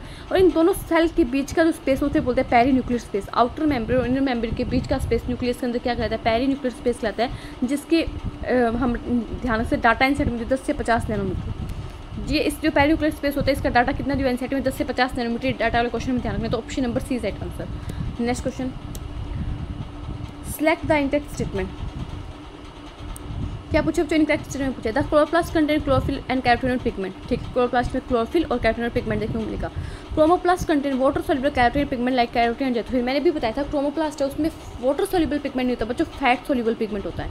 तो इन्होंने बस यहाँ पे गलती कर दी और पूरा स्टेटमेंट सही है कि फैट सोल्यूबल पिगमेंट होगा, होंगे कौन से, कैरोटीन और जैथोफिल। मैंने आपको पहले भी बताया था। इसकी वजह से प्लांट में डिफरेंट टाइप के लाइक येलो हो गया, रेड हो गया, पिंक हो गया देखने को मिलता है। और क्लोरोफिल की वजह से कौन सा कलर आता है बच्चों, लीव्स में ग्रीन कलर आता है। और कैरोटीनॉइड पिगमेंट भी होता है, ये भी ठीक है। Plastid easily observe under microscope. Yes बच्चों, ये लाइन एनसीईआरटी में डायरेक्ट लिखी हुई है कि माइटोकॉन्ड्रिया के बारे में लिखा है कि माइटोकॉन्ड्रिया जो है वो जो इलेक्ट्रॉन माइक्रोस्कोप है उसके नीचे इजीली वो नहीं हो सकता, ऑब्जर्व नहीं हो सकता, इसलिए हमें पहले डाई से स्टेन करना पड़ता है माइटोकॉन्ड्रिया को, फिर हम क्या करते हैं माइक्रोस्कोप के नीचे देखते हैं। बट जहाँ पे जो क्लोरोप्लास्ट है उसका साइज क्या होता है, जहाँ पे जो प्लास्टिड है उसका साइज बड़ा होता है, जो उसको स्टेन करने की कोई जरूरत नहीं है प्लास्टिड को, ये हमें माइक्रोस्कोप के नीचे इजीली दिख जाता है। तो यहाँ plastid easily observe under microscope, ये लाइन एनसीईआरटी की सही है। क्लोरोप्लास्ट इज डबल, यस बच्चों, क्लोरोप्लास्ट जो एक डबल मेम्ब्रेन माउंट सेल होता है, तो ये भी सही है। हमसे पूछा इनकरेक्ट, ऑप्शन नंबर बी क्या हो जाएगा, इनकरेक्ट हो जाएगा, और गलती क्या हमने वो भी देखी। नेक्स्ट क्वेश्चन देखो, हो सकता है आपको ऐसे लगा मैं थोड़ा फास्ट बोल रही हूँ, बताना कमेंट में अगर फास्ट लग रहा है तो आपको, ठीक है। नेक्स्ट क्वेश्चन क्या दिया, the name of chromatin was given by. जब हम न्यूक्लियस वाला टॉपिक पढ़ते हैं तो उसमें देखना है कि सेल जो न्यूक्लियस है, सेल जो है, सेल के अंदर डबल मेम्ब्रेन जो न्यूक्लियस है उसके अंदर हमें से थ्रेड लाइक स्ट्रक्चर देखने को मिलती है, जिसको स्टेन किया गया था बेसिक डाई से। बेसिक डाई से स्टेन करने के बाद में हमें बताया गया किसके द्वारा, फ्लेमिंग के द्वारा। तो ये काम किसने किया था, क्या था, बेसिक डाई से स्टेन करने का काम क्रोमेटिन को फ्लेमिंग ने किया था। ये नाम किसने दिया था, क्रोमेटिन नाम दिया था फ्लेमिंग ने। तो ऑप्शन नंबर बी सही हो जाएगा। श्वान हम पढ़ेंगे सेल थ्योरी में, सेल थ्योरी। वहीं पे जो रॉबर्ट ब्राउन अभी देखा था 1831 में, उन्होंने क्या की थी, न्यूक्लियस को सबसे पहले देखा था, न्यूक्लियस। वहीं पे जो रामचंद्र हमने पढ़ा था इसको इंट्रोडक्शन वाले पार्ट में, या फिर जो साइंटिस्ट है ना हमने उसमें पढ़ा था कि इसने क्या किया था, जो वो कौन सी थी, कोलाजन प्रोटीन थी, आई थिंक कोलाजन प्रोटीन की वो थर्ड हेलिकल स्ट्रक्चर ऐसे कुछ दिया था किसने, रामचंद्रन। तो इसको पूरा हम उसमें पढ़ के आए किसमें, साइंटिस्ट में। इस पर क्वेश्चन आ सकता है, ठीक है। तो हमें ध्यान रखना है कि क्रोमेटिन नाम किसने दिया था बच्चों, फ्लेमिंग ने दिया था। और बेसिक डाई से स्टेन किया था। डाई ध्यान रखिए कौन सी थी, एसिडिक थी या बेसिक थी, तो बेसिक डाई थी। Next question, the type of ribosome present in eukaryotic cell. अभी मैंने बताया कि यूकैरियोटिक सेल के अंदर कौन सा राइबोसोम होता है, एटीएस होता है। बट आप ऑप्शन देखो सी, बोथ ए एंड बी, तो क्या ये सही हो सकता है, हाँ ये सही होगा। क्यों, क्योंकि यूकैरियोटिक सेल के अंदर जो साइटोप्लाज्म है उसमें एटीएस राइबोसोम है। बट वहीं पे अगर मैं बात करूँ जो एक यूकैरियोटिक सेल की, वहाँ पे मुझे एक सेल ऑर्गेनल देखने को मिलता है, माइटोकॉन्ड्रिया। माइटोकॉन्ड्रिया के अंदर भी मुझे राइबोसोम देखने को मिलता है, जो कैसे होता है, 70s होता है। अब वहीं पर मैं बात करूँ एक प्लांट सेल की, तो प्लांट सेल के अंदर मुझे एक सेल ऑर्गेनल देखने को मिलता है, प्लास्टिड। उसके अंदर भी मुझे राइबोसोम देखने को मिलता है, वो भी कैसा होता है, 70s होता है। तो अगर मैं यहाँ पे एक सेल बनाऊँ, यहाँ पे साइटोप्लाज्म की बात करूँ तो वहाँ पे मुझे 80s राइबोसोम देखने को मिलता है। वहीं पे इन दोनों सेल ऑर्गेनल की बात कर रही हूँ जो यूकैरियोटिक सेल के अंदर ही प्रेजेंट है, तो उनमें 70s राइबोसोम देखने को मिलता है। तो मैं बोलूँगी कि यूकैरियोटिक सेल में दोनों टाइप के राइबोसोम प्रेजेंट है, क्योंकि मुझे यहाँ पे ऑप्शन दे दिया इन्होंने बोथ ए एंड बी का। अगर यहाँ पे ऐसे देते 80s, यहाँ पे मान लो 40s दे दिया, और यहाँ पे सी की जगह मान लो कोई और ऑप्शन दे दिया होता तो मैं 80s के साथ जाती। बट इन्होंने सी ऑप्शन बना के दे दिया बोथ ए एंड बी। और मुझे पता है दो सेल ऑर्गेनल ऐसे हैं यूकैरियोटिक सेल के अंदर जिनके अंदर क्या होता है, 70s राइबोसोम प्रेजेंट होता है। तो मैं किसके साथ जाऊँगी, सी के साथ जाऊँगी। Both A and B are true, ठीक है। नेक्स्ट क्वेश्चन आपकी स्क्रीन पे है, the outer membrane of nucleus remains continuous with the which cell organelle. जब आप ER का डायग्राम देखते हैं एनसीईआरटी में, तो ऐसे करके एक डायग्राम दिखा हुआ है एनसीईआरटी में। यहाँ पे बीच में ऐसे पोर दिखाए हुए हैं आपको, ये न्यूक्लियस मार्क किया एनसीईआरटी ने, ये न्यूक्लियर पोर। मैं बताया था इसमें 5 नाम दिए हुए इस डायग्राम में आपको, न्यूक्लियर पोर, न्यूक्लियस पोर बोल दो। फिर ऐसे करके ऐसे एक ऑर्गेनल को इन्होंने क्या किया, ऐसे आगे बताया। फिर यहाँ पे इन्होंने कुछ ऐसे दाने से लगा दिए, जिसकी वजह से ये हो गया आर्या एंडोप्लाज्मिक रेटिकुलम में दाना क्या रही राइबोसोम में। 5 नाम जो मैंने बताया था आपको इस डायग्राम में, और जहाँ पे ये दाने से नहीं लगे उसे बोला SCR, और ये क्या स्मूथ एंडोप्लाज्मिक रेटिकुलम है। तो कौन से सेल ऑर्गेनल है जो ये न्यूक्लियस है उसके साथ कंटिन्यू करता है, वो है ER एंडोप्लाज्मिक रेटिकुलम, ध्यान रखना है, ठीक है। ER गोल्गी बॉडी लाइसोसोम, उसके बाद में कहा जाएगा वैक्यूल। ये चारों के चारों मिलकर बच्चों क्या बनाते हैं, ये बनाते हैं एंडोमेम्ब्रेन सिस्टम, एंडोमेम्ब्रेन सिस्टम। ठीक है, तो एंडोमेम्ब्रेन सिस्टम में 4 सेलों को कंसीडर करते हैं, ईया, Golgi body, lysosome and vacuole. Next इस क्वेश्चन आंसर हो जाएगा ए। नेक्स्ट क्वेश्चन आपकी स्क्रीन पे है, इसे मैच करें। देखो, match the column, column first है, कॉलम सेकंड है। क्या दिया, metacentric chromosome, submetacentric, acrocentric, telocentric. यहाँ पे मिडल में होगा सेंट्रोमियर, वही 4 टाइप है जो हमने देखा था किसके बेस पे, सेंट्रोमियर की पोजीशन के बेस पे हमने क्रोमोसोम को 4 टाइप में डिवाइड किया था, मेटासेंट्रिक, सब मेटासेंट्रिक, एक्रोसेंट्रिक, टीलोसेंट्रिक। तो उसी में मिडल में सेंट्रोमियर किस में था, मेटासेंट्रिक में था। Centromere slightly way for middle, मैंने बताया था सब मेटासेंट्रिक में होता है। Centromere close to its end, close के पास में चला गया, टुवार्ड्स द एंड चला गया, तो ये किस में होगा, एक्रोसेंट्रिक। टीलोसेंट्रिक में कब टर्मिनल पे होता है, सामने ही, ए का फर्स्ट, बी का सेकंड, सी का थर्ड, डी का fourth, option number is right answer. आप इसको ऐसे मस्त से मेटासेंट्रिक, सब मेटासेंट्रिक, एक्रोसेंट्रिक, टीलोसेंट्रिक। ठीक है, नेक्स्ट क्वेश्चन है प्लांट सेल के लिए, vacuole in plant cell. Lack membrane, देखो वैक्यूल जो है प्लांट की वो लैक मेम्ब्रेन ही करती है, इसकी तो मेम्ब्रेन का नाम भी है टोनोप्लास्ट, टोनोप्लास्ट स्पेशल नाम एनसीईआरटी में दिया हुआ है। लैक मेम्ब्रेन, कोई भी मेम्ब्रेन को लैक नहीं करती। It's membrane bound and contain storage protein lipid. हमने अभी देखा था कि क्या ये स्टोरेज कर दी थी लिपिड और प्रोटीन का, इसमें क्या था, वाटर था, सैप था और कुछ एक्सक्रेटरी प्रोडक्ट थे जो सेल के लिए यूजफुल नहीं, हमने अभी एनसीईआरटी लाइन देखी थी। तो it membrane bound and contain water and excretory substance, yes, तो ऑप्शन नंबर 4 आइटम्स होगा। इनमें गलती की हमने वो भी देखी। ठीक है, नेक्स्ट क्वेश्चन आपकी स्क्रीन पे है, ये तो बच्चों रिपीट हो गया ना क्वेश्चन। मेटासेंट्रिक में मिडिल में होगा, सब मेटासेंट्रिक में स्लाइटली अवे होगा मिडिल से, एंड के पास में तो एक्रोसेंट्रिक होगा, टर्मिनल है तो टीलोसेंट्रिक होगा। ए का फर्स्ट, बी का सेकंड, सी का थर्ड, डी का fourth, option number is right answer. ठीक है, नेक्स्ट क्वेश्चन आपकी स्क्रीन पे। बच्चों क्वेश्चन थोड़ी सी ज़्यादा तो आपको लग रहा है मैं थोड़ा सा फास्ट करवा रही हूँ। विच of the following is A type of plastid, कि टाइप ऑफ प्लास्टिड क्या है। 3 टाइप के प्लास्टिड थे, किसके बेस पे बच्चों, पिगमेंट के बेस पे, क्रोमोप्लास्ट, क्लोरोप्लास्ट, ल्यूकोप्लास्ट। तो chloroplast, chromoplast, leucoplast, option number D is right answer. और ल्यूकोप्लास्ट को भी आगे 3 टाइप में डिवाइड किया था, एमाइलोप्लास्ट, एलियोप्लास्ट, इलियोप्लास्ट। इलियोप्लास्ट में ऑयल होगा, एमाइलोप्लास्ट में स्टार्च होगा, एलियोप्लास्ट में प्रोटीन होगा, ये भी हम देख के आए हैं। और एमाइलोप्लास्ट का एग्जाम्पल एनसीईआरटी में दिया क्या, पोटैटो, क्या दिया बच्चों, पोटैटो, आलू। Next question, in which kind of transport the molecule will go against the concentration gradient. देखो ट्रांसपोर्ट का काम है किसका, सेल मेम्ब्रेन का। सेल मेम्ब्रेन का जो मेन फंक्शन एनसीईआरटी में लिखा हुआ है वो लिखा हुआ है ट्रांसपोर्ट करना मॉलिक्यूल्स का। तो सेल मेम्ब्रेन का जो मेन फंक्शन है, मेन फंक्शन एनसीईआरटी में क्या दिया हुआ है, मॉलिक्यूल्स का ट्रांसफर करना, ये सेल मेम्ब्रेन का मेन फंक्शन है। और हमने देखा था पैसिव ट्रांसपोर्ट होता है, इसमें क्या होगा, नो एटीपी यूज, और कैसा होता है, along the concentration gradient, along लिख रही मैं यहाँ पे, along the concentration gradient, C G, along the concentration gradient. वहीं पे बच्चों जो एक्टिव ट्रांसपोर्ट होता है वो होता है against the concentration gradient, against the concentration gradient. और इसमें क्या होता है बच्चों, एटीपी भी यूज होगी, ए से एक्टिव, ए से एटीपी यूज। तो हमें पूछा अगेंस्ट द कंसंट्रेशन ग्रेडियंट होता है, यानी एटीपी यूज होगी, एक्टिव ट्रांसपोर्ट होगा। और ये ट्रांसपोर्ट वाला मेन फंक्शन है कौन से सेल का, सेल मेम्ब्रेन का हमने देखा था। ठीक है, तो option number B is right answer. Next question आपकी स्क्रीन पे है, साइटोस्केलेटन हेल्प्स इन। साइटोस्केलेटन के बारे में एनसीईआरटी ने गिनी चुनी 4 बात दी है। सबसे पहले होता है साइटोस्केलेटन होता है क्या, साइटोस्केलेटन साइटोप्लाज्म के अंदर प्रोटीनेशियस नेटवर्क होता है। किससे मिलकर बना हुआ नेटवर्क होता है, प्रोटीन से मिलकर बना हुआ नेटवर्क होता है, प्रोटीन का नेटवर्क होता है। और जो साइटोस्केलेटन में 3 चीज़ें आती है, सॉरी माइक्रोट्यूब्यूल आता है, माइक्रोट्यूब्यूल आती है, माइक्रोफिलामेंट आते हैं, माइक्रोफिलामेंट आते हैं, और एक होता है इंटरमीडिएटरी फाइबर। यहाँ पे लिख देती हूँ इंटर, शिट बच्चों राइटिंग बहुत गंदी आ रही है ना, यहाँ पे देती हूँ इंटर, मैं बोल रही हूँ ना प्लीज़ उसको ध्यान से सुनो, इंटरमीडिएटरी फाइबर। इन तीनों को मिला के हम क्या करते हैं, साइटोस्केलेटन में कंसिस्ट करते हैं। और ये तीनों के तीनों किससे मिलकर, प्रोटीन से मिलकर, प्रोटीनिशियस नेटवर्क देखने को मिलता है हमें साइटोप्लाज्म के अंदर, उसे हम बोलते हैं साइटोस्केलेटन, मतलब सेल का स्केलेटन है वो। 3 चीज़ें आएंगी, माइक्रोट्यूब्यूल आएगा, माइक्रोफिलामेंट आएंगे, इंटरमीडिएटरी फाइबर आएंगे। उसके बाद में एनसीईआरटी में बस यहाँ पे खत्म हो जाती है 2 लाइनें। फिर एनसीईआरटी ने काम दिए, 3 काम है। एक तो मैकेनिकल सपोर्ट प्रोवाइड करेगा सेल को, क्या देगा, सपोर्ट देगा। एक क्या करेगा, शेप मेंटेन करके रखेगा। और एक मोटिलिटी, मूवमेंट में हेल्प करेगा, मोटिलिटी में हेल्प करेगा।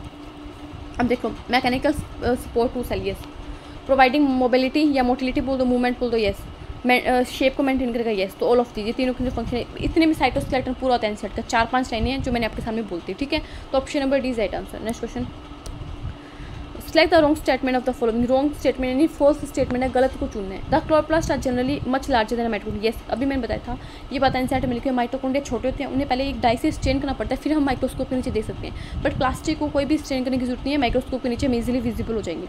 Both chloroplast and mitochondria contain inner and outer membrane, yes बच्चों दोनों के दोनों डबल मेम्ब्रेन बाउंड स्ट्रक्चर है, दोनों के दोनों सेमी ऑटोनोमस सेल ऑर्गेनल है, ये हम डिटेल में पढ़ चुके हैं। Both chloroplast and mitochondria have internal compartment the thylakoid space bounded by the thylakoid membrane. अब देखो जो थाइलिकोइड स्पेस और जो थाइलिकोइड मेम्ब्रेन है वो हमें क्लोरोप्लास्ट में देखने को मिलते हैं, माइटोकॉन्ड्रिया के अंदर ऐसा कोई भी सीन नहीं होता। तो ये एक स्टेटमेंट गलत हो गया क्योंकि बोथ के लिए बोला, इन्होंने आगे लिख दिया बोथ में नहीं होता बच्चों, क्लोरोप्लास्ट के अंदर होता है, माइटोकॉन्ड्रिया के अंदर हमने कोई भी थाइलिकोइड जैसा कुछ नहीं पड़ा। Both chloroplast and mitochondria contain, yes DNA दोनों में होगा, डीएनए होगा कैसे, डबल स्टैंडर्ड सर्कुलर डीएनए होगा, डबल स्टैंडर्ड होगा, सर्कुलर होगा, कुछ इस टाइप से, ऐसे दो स्टैंड होगी उसकी और सर्कुलर होगा, ठीक है। तो option number C is right answer. Wrong पूछा था तो इनकरेक्ट स्टेटमेंट कौन सा, option number 3 is right answer. Next question आपकी स्क्रीन पे, both cilium and flagellum emerges from centriole like structure which is called, कि जो सीलिया फ्लैजिलम हमने पढ़े थे दोनों के दोनों क्या करते हैं, एक सेंट्रियोल लाइक स्ट्रक्चर से इमर्ज करते हैं, उसे क्या बोलते हैं, उसे बोलते हैं बेसल बॉडी। और ये जो सेंट्रियोल होता है इसमें कैसा अरेंजमेंट होता है, माइक्रोट्यूब्यूल का 9+0, और ये 9 कैसी होती है, ट्रिपलेट होती है। वहीं पे जो हमारी सीलिया और फ्लैजिला है इनमें माइक्रोट्यूब्यूल का कैसा अरेंजमेंट होता है, 9+2, ये 9 कैसी होती है, डबलेट होती है, ये ध्यान रखना है। और एक बात है नहीं, जो सेंट्रियोल है इसकी जो स्ट्रक्चर होती है कार्ट वी लाइक होती है, कार्ट वी लाइक के क्वेश्चन पूछा गया पहले, ठीक है। तो दोनों के दोनों जो सेंट्रियोल लाइक स्ट्रक्चर से इमर्ज करती है उसे क्या बोलते हैं बच्चों, बेसल बॉडी बोलते हैं। Option number B is right answer. Next question, a major site of synthesis of lipid, lipid का मेजर सिंथेसिस कहाँ होता है, तो हमने पढ़ी थी 2 टाइप की, एंडोप्लाज्मिक रेटिकुलम, एक तो पढ़ा था आरईआर और एक पढ़ा था एसईआर। आरईआर में किसका सिंथेसिस होगा बच्चों, प्रोटीन का, और इस पर क्या होते हैं, राइबोसोम होते हैं। वहीं पे एसईआर में कोई भी राइबोसोम नहीं होता, और एसईआर किसका सिंथेसिस करती है बच्चों, लिपिड का। तो option number C is right answer. Next question, the osmotic expansion of a cell kept in water is chiefly regulated by, कि जब हमने सेल को किसी पानी के अंदर रख दिया तो उसके अंदर वाटर जा रहा है तो उसका रेगुलेशन कैसे होगा, उसका रेगुलेशन करता है बच्चों कौन, वैक्यूल। क्योंकि हमने वैक्यूल के बारे में एक बात पढ़ी थी कि हम एटीपी यूज़ करते हैं, वैक्यूल के अंदर क्या भेजते हैं, आयन भेजते हैं, आयंस को हम एटीपी यूज़ करके क्या करते हैं, वैक्यूल के अंदर भेजते हैं। वैक्यूल क्या करता है, हमारी जो सेल है उसके अंदर जो ऑस्मोटिक एक्सपेंशन है, जो ऑस्मोटिक बैलेंस है वो बना के रखता है। तो ऑप्शन नंबर बी क्या होगा, राइट आंसर होगा। माइटोकॉन्ड्रिया के पावर हाउस बोलते हैं, आप ध्यान रख सकते हो, ये कुछ बेसिक बातें, power house of the cell किस बोलते हैं। राइबोसोम को हमें पता ही है क्या करेंगे, प्रोटीन सिंथेसिस में हेल्प करता है कौन, राइबोसोम। और प्लास्टिड 3 टाइप की देख ली, क्रोमोप्लास्ट, क्लोरोप्लास्ट, ल्यूकोप्लास्ट, उनके बारे में कुछ नॉलेज भी हमने देख लिया। Next question, in plant and animal cells chromatin और chromatin are made up of, जो क्रोमेटिड है या जो क्रोमेटिन है वो किससे मिलकर बना होता है, क्रोमेटिन और क्रोमेटिन में बताया था आपको 4 चीज़ें मिलेगी, डीएनए मिलेगा, आरएनए मिलेगा, हिस्टोन प्रोटीन मिलेगी। और हिस्टोन प्रोटीन बताओ एसिडिक होती है बेसिक होती है, कमेंट करके बताओ बच्चों। हिस्टोन प्रोटीन बेसिक होती है, हमने पढ़ा था, मैंने ये बताया था आपको कि ये बात ध्यान है कि जो फ्लेमिंग ने डाई यूज़ की थी वो भी बेसिक की थी, न्यूक्लियस वाले पार्ट में हमने पढ़ा था, फ्लेमिंग ने डाई यूज़ की थी क्रोमेटिन को स्ट्रिंग करने के लिए, वो भी बेसिक की थी। और जो क्रोमेटिन मिलकर बना हुआ हिस्टोन प्रोटीन थी वो भी बेसिक है, दोनों बेसिक बातें ध्यान रखनी है, ठीक है। और होता है नॉन हिस्टोन कॉम्प्लेक्स, एनएससी बोलते हैं, नॉन हिस्टोन कॉम्प्लेक्स। तो देखो ओनली डीएनए नहीं, डीएनए आरएनए एंड हिस्टोन, ठीक है, हो सकता है DNA RNA protein and some fat body नहीं होती, DNA RNA histone non histone. देखो सेकंड और फोर्थ में से फोर्थ वाला ऑप्शन ज़्यादा बेटर है क्योंकि इसने नॉन हिस्टोन कॉम्प्लेक्स को भी शामिल कर लिया। डीएनए आरएनए हिस्टोन है, ये बात सही है, बट फोर्थ वाले ऑप्शन में ज़्यादा चीज़ें शामिल किया, सभी चीज़ों को मेंशन किया, नॉन हिस्टोन को मेंशन किया, तो हम फोर्थ वाले के साथ जाएंगे। और क्या होता है 2.2 मीटर लंबा डीएनए, अप्रोक्सीमेटली 2 बोल तो 46 क्रोमोसोम के अंदर क्या होता है, डिस्ट्रीब्यूटेड होता है, ये बात हमने एनसेट में पढ़ी थी। और क्रोमेटिन को 4 बेस पे क्रोमेटिन या फिर क्रोमोसोम जो उनको 4 टाइप में डिवाइड किया हुआ है, किसके बेस पे, सेंट्रोमियर की पोजीशन के बेस पे। Next question, the main arena of various type of activity of a cell, जो मेन एरिना है सेल के अंदर वेरियस टाइप की एक्टिविटी जो रही है वो कहाँ पे होती है बच्चों, वो होती है सेल का, ये सेल है उसके अंदर एक फ्लूइड पार्ट देखने को मिलता है हमें, सेमी फ्लूइड पार्ट सा होता है, उसे बोलते हैं साइटोप्लाज्म। और साइटोप्लाज्म के अंदर क्या होती है, बहुत सारी रिएक्शन चलती है, तो क्या आ जाएगा, cytoplasm. Option number 4 is right answer. Nucleus को हम ब्रेन बोलते हैं, brain of the cell, cell का जो ब्रेन है, सेल का जो सीपीयू है वो कौन है, न्यूक्लियस है। प्लाज्मा मेम्ब्रेन के 1972 में सिंगर निकोलसन ने जो मॉडल दिया था, फ्लूइड मोज़ेक मॉडल, वो सबसे बेस्ट मॉडल है। माइटोकॉन्ड्रिया को पावर हाउस बोलती हैं, mitochondria double membrane structure, inner membrane जो होती है वो मैट्रिक्स की तरफ फोल्ड हो जाकर क्रिस्टल बना लेती है, और यहाँ पे कहती है एटीपी प्रोडक्शन होता है, ये बात हम जानती है। एटीपी फुल फॉर्म होता है एडेनोसिन ट्राइफॉस्फेट। तो option number 4 is right answer इस क्वेश्चन का। नेक्स्ट क्वेश्चन आपकी स्क्रीन पे, middle एमिला is composed mainly of, देखो मिडिल एमिला हमने कहाँ पढ़ा था, सेल वाला जो टॉपिक पढ़ा था उसमें हमने देखा था सबसे बाहर क्या होगी, मिडिल एमिला। जैसे मैं 2 सेल बनाऊँगी, इनके बीच में सीमेंटिंग लेयर का काम कौन करती है, मिडिल एमिला करती है, मिडिल लैमिला सब, उसके अंदर क्या मिलेगी, प्राइमरी सेल वॉल मिलेगी। ये दोनों की तरफ प्राइम, उसके अंदर क्या मिलेगी बच्चों, सेकेंडरी सेल वॉल मिलेगी। ठीक है, ऐसा हमने पढ़ा था। तो सबसे पहले मिडल लैमिला आता है, फिर प्राइमरी सेल वॉल होती है, फिर सेकेंडरी सेल वॉल होती है। ये बाहर से अंदर का क्रम है, आउटर टू इनर का सीक्वेंस है ये। ठीक है, तो जो मिडल लैमिला है वो सीमेंटिंग लेयर है, दो सेल को जोड़ने का काम करती है। इनके बीच में क्या होता है, यहाँ पे प्लाज्मोडेस्माटा प्रेजेंट होता है, जिससे कहता है साइटोप्लाज्म का हम बोल सकते हैं ट्रांसफर होता है। तो मिडल लैमिला बनी किससे होती है, मिडल लैमिला बनती है कैल्शियम मैग्नीशियम पैक्टेट से, कैल्शियम मैग्नीशियम पैक्टेट। उसमें भी कैल्शियम से भी ज़्यादा क्या होता है, सॉरी मैग्नीशियम से भी ज़्यादा क्या कैल्शियम होता है। तो calcium pectate option number 4 is right answer आ जाएगा। ठीक है, हेमिसेलुलोज जब निकाला था प्लांट की सेल वॉल में देखा था। विच one of the following cellular part is correctly describe, correct cellular part correctly पूछा है, सही पूछा है। राइबोसोम के बारे में क्या लिखा हुआ है, राइबोसोम के बारे में लिखा हुआ है those of chloroplast are large 80s while those in cytoplasm are small 70s। देखो इन्होंने क्या लिखा, क्लोरोप्लास्ट के अंदर तो 80s और साइटोप्लाज्म में 70s है, तो इन्होंने उल्टा दे दिया, वाइस वर्सा दे दिया, ये रॉन्ग स्टेटमेंट। साइटोप्लाज्म के अंदर 80s होगा बच्चों, क्लोरोप्लास्ट के अंदर 70s होगा। Lysosome optically active at a pH of about 8.5।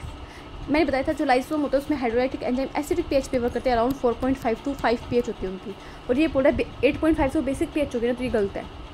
Thylakoid flattened membranous sac forming the grain of chloroplast. हाँ, थाइलेकोइड क्या होता है, फ्लैटेंड ऐसे कोइन जैसे स्टैक शेप होती है, फ्लैटेंड होते हैं, मेम्ब्रेनस होते हैं, एक मेम्ब्रेन से गिरते हैं, और क्या करते हैं, ग्रेना बनाते हैं। ऐसे बहुत सारे थाइलेकोइड एक दूसरे के ऊपर स्ट्रोक सा बना के क्या बनाते हैं, ग्रेना बनाते हैं। तो स्टेटमेंट सही है क्लोरोप्लास्ट में। सेंट्रियोल साइट ऑफ एक्टिवली, अभी देख रहा था एक्टिवली RNA सिंथेसिस का साइट कहाँ होता है बच्चों, न्यूक्लियोलस में होता है, और ये बोला सेंट्रियोल में, तो नहीं। ऑप्शन नंबर 3 राइट आंसर हो जाएगा। Next question, select the correct statement from the following regarding cell membrane. Cell membrane के बारे में हमें सही स्टेटमेंट देखिए। Lipid arrange in a bilayer with polar head towards the inner part. देखो ऐसी होता है, हमने स्ट्रक्चर बनाई थी सेल मेम्ब्रेन की, जो पोलर हेड है वो टुवार्ड्स द नहीं है, टुवार्ड्स द इनर पार्ट नहीं है, टुवार्ड्स द आउटर पार्ट है, तो ये गलत हो गया। इनर पार्ट नहीं आएगा, आउटर पार्ट आएगा। Fluid mosaic model of cell membrane was proposed by Singer and Nicolson. Yes बच्चों, ये तो मैंने भी बताया था, ये भी दिया गया 1972 में। 1972 में यहाँ पे लिखती हूँ, 1972 में किसने दिया था, सिंगर एंड निकोलसन ने दिया था। Sodium and potassium ions move across cell membrane by passive transport. बच्चों नहीं, पैसिव नहीं होता, एक्टिव ट्रांसपोर्ट होता है। यहाँ पे क्या होता है, सोडियम पोटेशियम पंप होते हैं। क्या होते हैं बच्चों, सोडियम पोटेशियम पंप होता है, जो क्या करता है, एक्टिवली क्या करता है, इनको सिक्रेट करता है। Proteins make up 60 to 70% of the cell membrane. नहीं, ये वेरी कर सकते हैं, बट हमें RBC के लिए 52% प्रोटीन होगा और 40% क्या कार्बोहाइड्रेट होगा। वैसे ये वेरी करता है, बट हमें किसके लिए दिया, RBC के लिए दिया। RBC के सेल मेम्ब्रेन को हमने स्टडी किया था ना, ये हमने उसमें पढ़ा था सेल मेम्ब्रेन वाले टॉपिक में, तो बच्चों को समझ में आ होगा जिसने स्टडी किया उसको। तो ये भी गलत हो गया, तो हमसे क्या पूछा, इसको इरेज करने में होच-पोच हो गया। हमसे पूछा कि बच्चों फॉलोइंग रिगार्डिंग करेक्ट पूछा है, तो करेक्ट एक ही स्टेटमेंट है, सेकंड वाला। और ये ध्यान से होती है 1972 मॉडल का नाम ध्यान से होते हो, fluid mosaic model, fluid mosaic model given by Singer Nicolson in 1972, most acceptable model for cell membrane. Next question आपकी स्क्रीन पे है, cytoskeleton is made up of. Cytoskeleton में 3 चीज़ आएगी, माइक्रोट्यूब्यूल आएगी, माइक्रोफिलामेंट आएंगे और इंटरमीडिएटरी फाइबर आएंगी। और ये तीनों की से मिलकर मिलते प्रोटीन से मिलकर मिलते हैं। प्रोटीन से मिलकर जो नेटवर्क होता है साइटोप्लाज्म के अंदर, उसे क्या बोलते हैं, साइटोस्केलेटन बोलते हैं। प्रोटीनिश फिलामेंट, ये बच्चों प्रोटीन से मिलकर फिलामेंट है। कैल्शियम और ये नहीं है, ठीक है। Option number 1 is right answer. Next question, ribosomal RNA is actively synthesised in. Ribosomal RNA यानी बच्चों RNA एक्टिवली कहाँ सिंथेसिस होते हैं, RNA की फैक्ट्री को न्यूक्लियोलस है, ये रहा न्यूक्लियोलस। लाइसोसोम में हाइड्रोलाइटिक एंजाइम में तो कौन सी pH पे बच्चों, एसिडिक pH पे। राइबोसोम किससे मिलकर बनता है, RNA प्लस प्रोटीन से। वहीं पे न्यूक्लियोप्लाज्म हमने पढ़ा है, न्यूक्लियस के अंदर जो फ्लूइड पार्ट उसे क्या बोलेंगे, न्यूक्लियोप्लाज्म बोलेंगे। Option number 4 is right answer. Next question आपकी स्क्रीन पे है, which one of the following structure is an organelle with an organelle. मतलब एक ऑर्गन के अंदर, एक ऑर्गेनल के अंदर दूसरा ऑर्गेनल है, ये किसको भी बोलते हैं, ये बोलते हैं बच्चों राइबोसोम के। कैसे बच्चों, देखो 1 मिनट रुको, मैं इसको इरेज करती हूँ फिर आपको बताती हूँ। देखो कैसे बोलते हैं इसको, ये मैंने बनाई सेल, ये क्या बच्चों सेल है। सेल के अंदर ये मैंने बनाया माइटोकॉन्ड्रिया, ये कोई सेल है, यूकैरियोटिक सेल है, इसके अंदर क्या बच्चों, माइटोकॉन्ड्रिया, माइटोकॉन्ड्रिया। और मैंने बताया था माइटोकॉन्ड्रिया के अंदर यहाँ पे DNA भी देखने को मिलेगा, डबल स्टैंडर्ड सर्कुलर DNA होता है। और माइटोकॉन्ड्रिया के अंदर यहाँ पे RNA भी होता है, RNA भी होता है और राइबोसोम भी होता है। ये क्या राइबोसोम है, और राइबोसोम यहाँ पे भी देखने को मिलता है साइटोप्लाज्म के अंदर। साइटोप्लाज्म के अंदर जो राइबोसोम होगा वो 80S होगा, वहीं पे जो माइटोकॉन्ड्रिया के अंदर राइबोसोम 70S होगा। तो राइबोसोम खुद एक सेल ऑर्गेनल है और माइटोकॉन्ड्रिया खुद एक सेल ऑर्गेनल है। तो हमें राइबोसोम जो है वो ऑर्गेनल के अंदर ऑर्गेनल देखने को मिल रहा है ना, तो इसलिए हम इसे क्या बोलते हैं, राइबोसोम के लिए बात बोल जाती है ऑर्गेनल विद इन ऑर्गेनल, मतलब ऑर्गेनल के अंदर एक ऑर्गेनल है कौन, राइबोसोम। ठीक है, और राइबोसोम को हम क्या बोलते हैं, पैलेट पार्टिकल भी बोलते हैं। मीजोसोम का मिलता है प्रोकैरियोटिक सेल में देखने को मिलते हैं, ध्यान रखना। प्रोक्सिसोम की एक माइक्रोबॉडी है, माइक्रोबॉडी लास्ट में पड़ी थी, तो प्रोक्सिसोम की एक माइक्रोबॉडी में बताया था। और ER 2 टाइप की होती है, RER होती है, SCR होती है। SCR में लिपिड का सिंथेसिस होगा, RER में प्रोटीन का सिंथेसिस होगा। तो ऑर्गेनल विद इन ऑर्गेनल, एक ऑर्गेनल के अंदर दूसरा ऑर्गेनल है, किसके लिए बोलेंगे, राइबोसोम के लिए बोलेंगे, क्योंकि माइटोकॉन्ड्रिया के अंदर राइबोसोम बैठा है, क्लोरोप्लास्ट के अंदर क्लोरोप्लास्ट के अंदर भी राइबोसोम बैठा है। ठीक है, नेक्स्ट क्वेश्चन आपकी स्क्रीन पे है। ये देखो, ये डायग्राम जो मैंने अपने लिए बनाया था, ये सबसे पहले बताओ किसका डायग्राम है, ER का डायग्राम है। 5 नाम दिए मैं दिखाऊँ तो इसमें ये तो है न्यूक्लियस, जब आप देखोगे NCERT में तो ऐसे दिया हुआ है। यहाँ पे इन्होंने कहीं पे मार ऐसे यहाँ पे 6 से दिखाई डायग्राम दिखनी चाहिए, है न्यूक्लियर पोर, न्यूक्लियर पोर। जहाँ पे दाने हैं इसको मार किया राइबोसोम, जहाँ पे दाने लगे हुए हैं ER पे वो RER होगी, और यहाँ पे जहाँ पे कोई भी दाना नहीं लगा वो SCR होगी। ये 5 नाम आपको दिए हुए हैं किसमें, ER के डायग्राम में। सबसे पहले बताओ ये फिगर किसका है, rough endoplasmic reticulum, rough endoplasmic reticulum, Golgi apparatus, Golgi apparatus. Third और फोर्थ को काट दो, गोल्जी अपैरेटस का ही फिगर नहीं है, गोल्जी अपैरेटस का डायग्राम हम देख चुके हैं पहले क्वेश्चन में। तो रफ एंडोप्लाज्मिक रेटिकुलम, ये बताओ मुझे किसका सिंथेसिस करेगी, प्रोटीन बनाएगी या ग्लाइकोप्रोटीन बनाएगी। ग्लाइकोप्रोटीन बनाना गोल्जी अपैरेटस का काम है, RER का काम नहीं है। रफ एंडोप्लाज्मिक रेटिकुलम का काम है प्रोटीन का सिंथेसिस करना। Option number A is right answer. और आई होप आपको ये डायग्राम खुद के माइंड में आ गया होगा देखते ही। ठीक है, नेक्स्ट क्वेश्चन देखेंगे। Which one of the following is not considered as a part of endomembrane system? Endomembrane system में 4 सेल ऑर्गेनल देखते हैं। इनको लेने का पर्पस क्या, क्योंकि इनके फंक्शन एक दूसरे से कोऑर्डिनेट करते हैं। इसलिए हमने क्या किया, इन 4 सेल ऑर्गेनल को मिला के एक सिस्टम बना दिया जिसे हम बोलते हैं एंडोमेम्ब्रेन सिस्टम। सबसे पहले कौन आएगा, ER आएगा, फिर कौन आएगा, गोल्जी बॉडी आएगा, गोल्जी बॉडी, फिर कौन आएगा, लाइजोसोम आएगा, लाइजोसोम गोल्जी बॉडी में पैकेजिंग के प्रोसेस के थ्रू बनता है, फिर आएगा वैक्यूल। इन तीनों को मिला के क्या बोलेंगे, एंडोमेम्ब्रेन सिस्टम बोलेंगे। इनके अलावा कोई भी सेल एंडोमेम्ब्रेन सिस्टम में नहीं आता, और इनको एंडोमेम्ब्रेन सिस्टम में शामिल करने का पर्पस क्या, क्योंकि इनके फंक्शन एक दूसरे से कोऑर्डिनेट करते हैं। जो ER प्रोटीन बनाता है, लिपिड बनाता है, उसको पैकेजिंग और उसकी मॉडिफिकेशन कहाँ होती है, गोल्जी बॉडी में होती है। लाइजोसोम किससे बनता है, गोल्जी बॉडी से बनता है। ठीक है, अब देखो लाइजोसोम है, गोल्जी कॉम्प्लेक्स है, वैक्यूल है, बट प्रोक्सिसोम एक माइक्रोबॉडी है, इसको हमने नहीं पढ़ा किसमें बच्चों, एंडोमेम्ब्रेन सिस्टम में। तो option number 3 is right answer. Next question आपकी स्क्रीन पे। The plasma membrane consist mainly of, plasma membrane में क्या होता है बच्चों, प्लाज्मा मेम्ब्रेन होता है लिपिड की बाइलेयर होती है, लिपिड बाइलेयर। और लिपिड भी कौन सी बच्चों, फोस्फोलिपिड, फोस्फोलिपिड। और प्रोटीन एम्बेडेड होती है, इसमें प्रोटीन एम्बेडेड होती है। 2 तरीके की होती है, प्रोटीन को मूव करने के एक्सट्रैक्ट करने के बेस पे 2 टाइप में किया, एक तो किया इंटरनल प्रोटीन, इंटरनल या इंटीग्रल प्रोटीन, और एक होती है एक्सटर्नल प्रोटीन या फिर पेरिफेरी प्रोटीन। ठीक है, देखो प्रोटीन एम्बेडेड इन कार्बोहाइड्रेट, कार्बोहाइड्रेट की बाइलेयर नहीं होती, लिपिड की बाइलेयर होती है, वो भी फोस्फोलिपिड की bilayer. Phospholipid embedded in protein, देख फोस्फोलिपिड एम्बेडेड नहीं होता, प्रोटीन एम्बेडेड होता है किसमें, फोस्फोलिपिड की बाइलेयर के अंदर। Protein embedded in phospholipid bilayer, yes बच्चों, थर्ड ऑप्शन सही होगा। Protein embedded in a polymer of glucose molecule, नहीं ग्लूकोज का कोई मॉलिक्यूल नहीं होता। Option number 3 is right answer. Next question आपकी स्क्रीन पे। Algae have cell wall made up of, बताए थे 4 चीज़ें थी, सेलुलोज था, ग्लैक्टन्स था, मेनन्स था, मिनरल लाइक कैल्शियम कार्बोनेट से मिलकर बनती है एल्गी की सेल वॉल। सेलुलोज हेमिसेल पैक्टिन, ये किसके प्लांट की है, और इसमें साथ क्या था, प्रोटीन भी था साथ में। सेलुलोज ग्लैक्टन एंड मेनस, यस बच्चों, option number 2 is right answer. Hemicellulose pectin and protein, ये किस में मिलेगा, प्लांट में मिलेगा। पैक्टिन सेलुलोज एंड प्रोटीन किस में मिलेगा, प्लांट में मिलेगा। तो ऑप्शन नंबर इसमें क्या होगा, कैल्शियम कार्बोनेट भी होगा, मिनरल्स लाइक कैल्शियम कार्बोनेट, 4 चीज़ें दी हुई है आंसर में। ठीक है, तो option number 2 is right answer. Next question देखेंगे। Who proposed a theory that cell arises from the pre-existing cell? Omnus cellula cellula, एक टर्म पढ़ा था हमने, ओमनस सेलुला ई सेलुला। कौन था, रूडोल्फ विर्चाउ। ये कौन सा 1855 क्या करके गया, सेल थ्योरी को मॉडिफाई करके दिख गया। न्यू सेल कहाँ से अराइज होगी, प्री एग्जिस्टिंग सेल से अराइज होगी। तो विर्चाउ नाम का एक साइंटिस्ट 1855, ये ध्यान रखना है, इसने एक स्टेटमेंट दी ओमनस सेलुला सेलुला, जिसमें बताया गया कि नई सेल कैसे बनती है, पुरानी सेल से ही बनती है। तो option number B is right answer. इसने क्या किया, सेल थ्योरी को मॉडिफाई किया। सेल थ्योरी पहले किसने दी थी, श्लाइडर एंड श्वान ने दी थी। नेक्स्ट क्वेश्चन आपकी स्क्रीन पे है। The Golgi apparatus participate in, Golgi apparatus किस में पार्टिसिपेट करेगा, रेस्पायरेशन करेगा बैक्टीरिया में, formation of secretory vesicles, fatty acid breakdown और एक्टिवेशन ऑफ एमिनो एसिड। देखो आपने डायग्राम दिखा था ऐसे कैसे डायग्राम दिखाया था, उसमें एक साइड से ऐसे वेसिकल फ्यूज होती है, दूसरे साइड से ऐसे वेसिकल बाहर निकलती थी। मैंने बताया था ये वेसिकल ही आगे जाके अपने लाइसोसोम बनाएगी। तो सेक्रेटरी वेसिकल्स को बनाने का काम किसका होता है? गोल्जी एपेटाइटिस का। तो option number second is right answer. Next question maths का कॉलम वाला, मैथ्स का अच्छा क्वेश्चन है ये। सिस्टर्नी दिया, थाइलेकोड दिया, क्रिस्टा दिया, माइक्रोट्यूब्यूल दिया। सिस्टर्नी मुझे पता है गोल्जी बॉडी में मिलेगी, थाइलेकोड मुझे पता है क्लोरोप्लास्ट में मिलेगा, क्रिस्टा मुझे पता है माइटोकॉन्ड्रिया की इनर मेमोरी होती है, माइक्रोट्यूब्यूल मुझे पता है साइटोस्केलेटन होता है। प्रोटेनिशियस स्ट्रक्चर इन साइटोप्लाज्म कौन होगा? माइक्रोट्यूब्यूल होगा। तो डी का आएगा फर्स्ट। मैं यहाँ पे लिख देती हूँ, ऐसे मैच नहीं होगा, इसको इरेज करती हूँ यहाँ पे, इसके सामने लिख देती हूँ यहाँ पे। डी का आएगा first. In folding of inner mitochondria memory, mitochondria की जो इनर मेमोरी फोल्डिंग उसे बोलते हैं क्रिस्टा। तो सी का आएगा सेकंड, सी का आएगा सेकंड। फ्लैटन मेम्ब्रेन सेक स्ट्रक्चर थाइलेकोड होती है, जो किसी में मिलती है? क्लोरोप्लास्ट में मिलती है। तो बी का आएगा थर्ड। वहीं पे सिस्टम नहीं कहते हैं membranous structure in Golgi apparatus. Golgi apparatus में जो मेम्ब्रेनस स्ट्रक्चर से बोलेंगे सिस्टम। तो ए का फोर्थ, बी का थर्ड, ए का फोर्थ, बी का थर्ड। ए का फोर्थ इसमें है, ए का फोर्थ इसमें नहीं है, ए का फोर्थ इसमें, ए का फोर्थ इसमें नहीं, बी का थर्ड इसमें है, बी का थर्ड इसमें है, सी का सेकंड, सी का सेकंड इसमें, सी का सेकंड इसमें नहीं। तो option number first is right answer. I hope कैसे कि आपको समझ में आएगा क्वेश्चन। नेक्स्ट क्वेश्चन देखते हैं, आपकी स्क्रीन पे है। How many of the following, थोड़ा सा बड़ा कर देती हूँ इसे।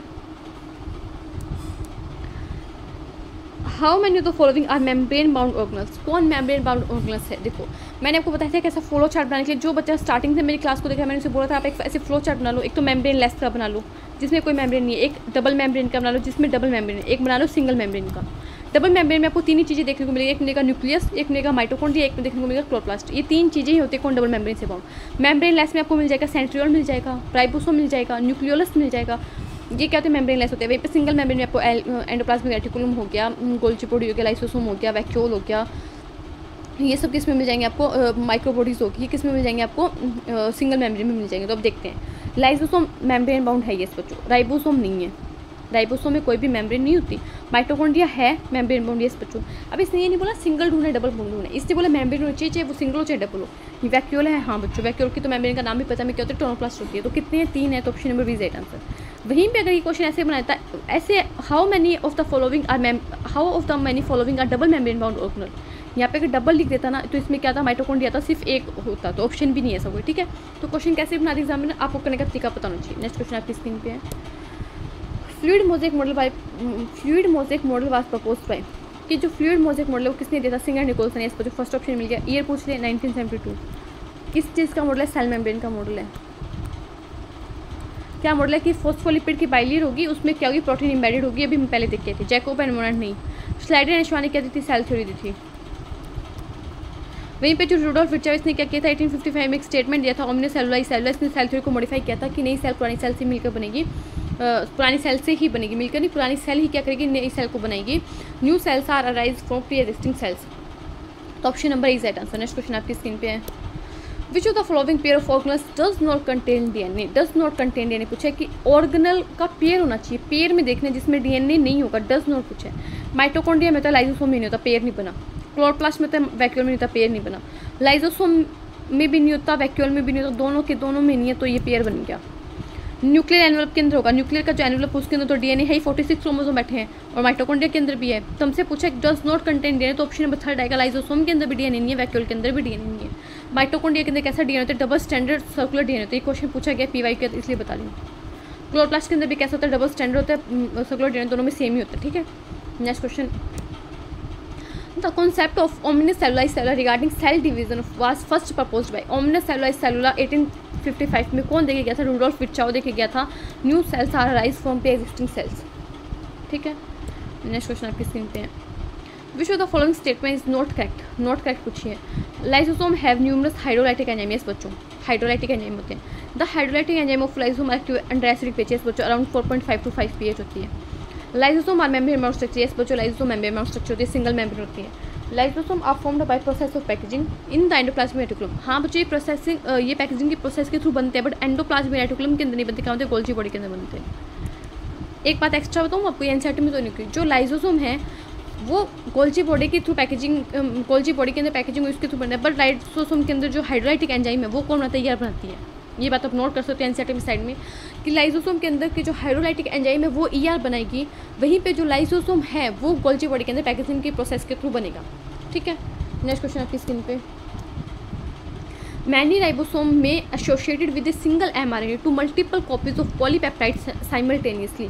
सच string of ribosome are termed as, कि एक mRNA पे बहुत सारे राइबोसोम बन के और ये क्या करें, मल्टीपल कॉपीज बनाए पॉलीपेप्टाइड की यानी प्रोटीन की, तो इसको क्या बोलेंगे, इसको पॉलीसोम बोला था मैंने, पॉलीसोम बोला था, पॉलीराइबोसोम बोला था, दो नाम दिए थे। कौन सी सेल में मिलेगा, प्रोकैरियोटिक सेल में मिलेगा, प्रोकैरियोटिक सेल का एक फीचर है ये।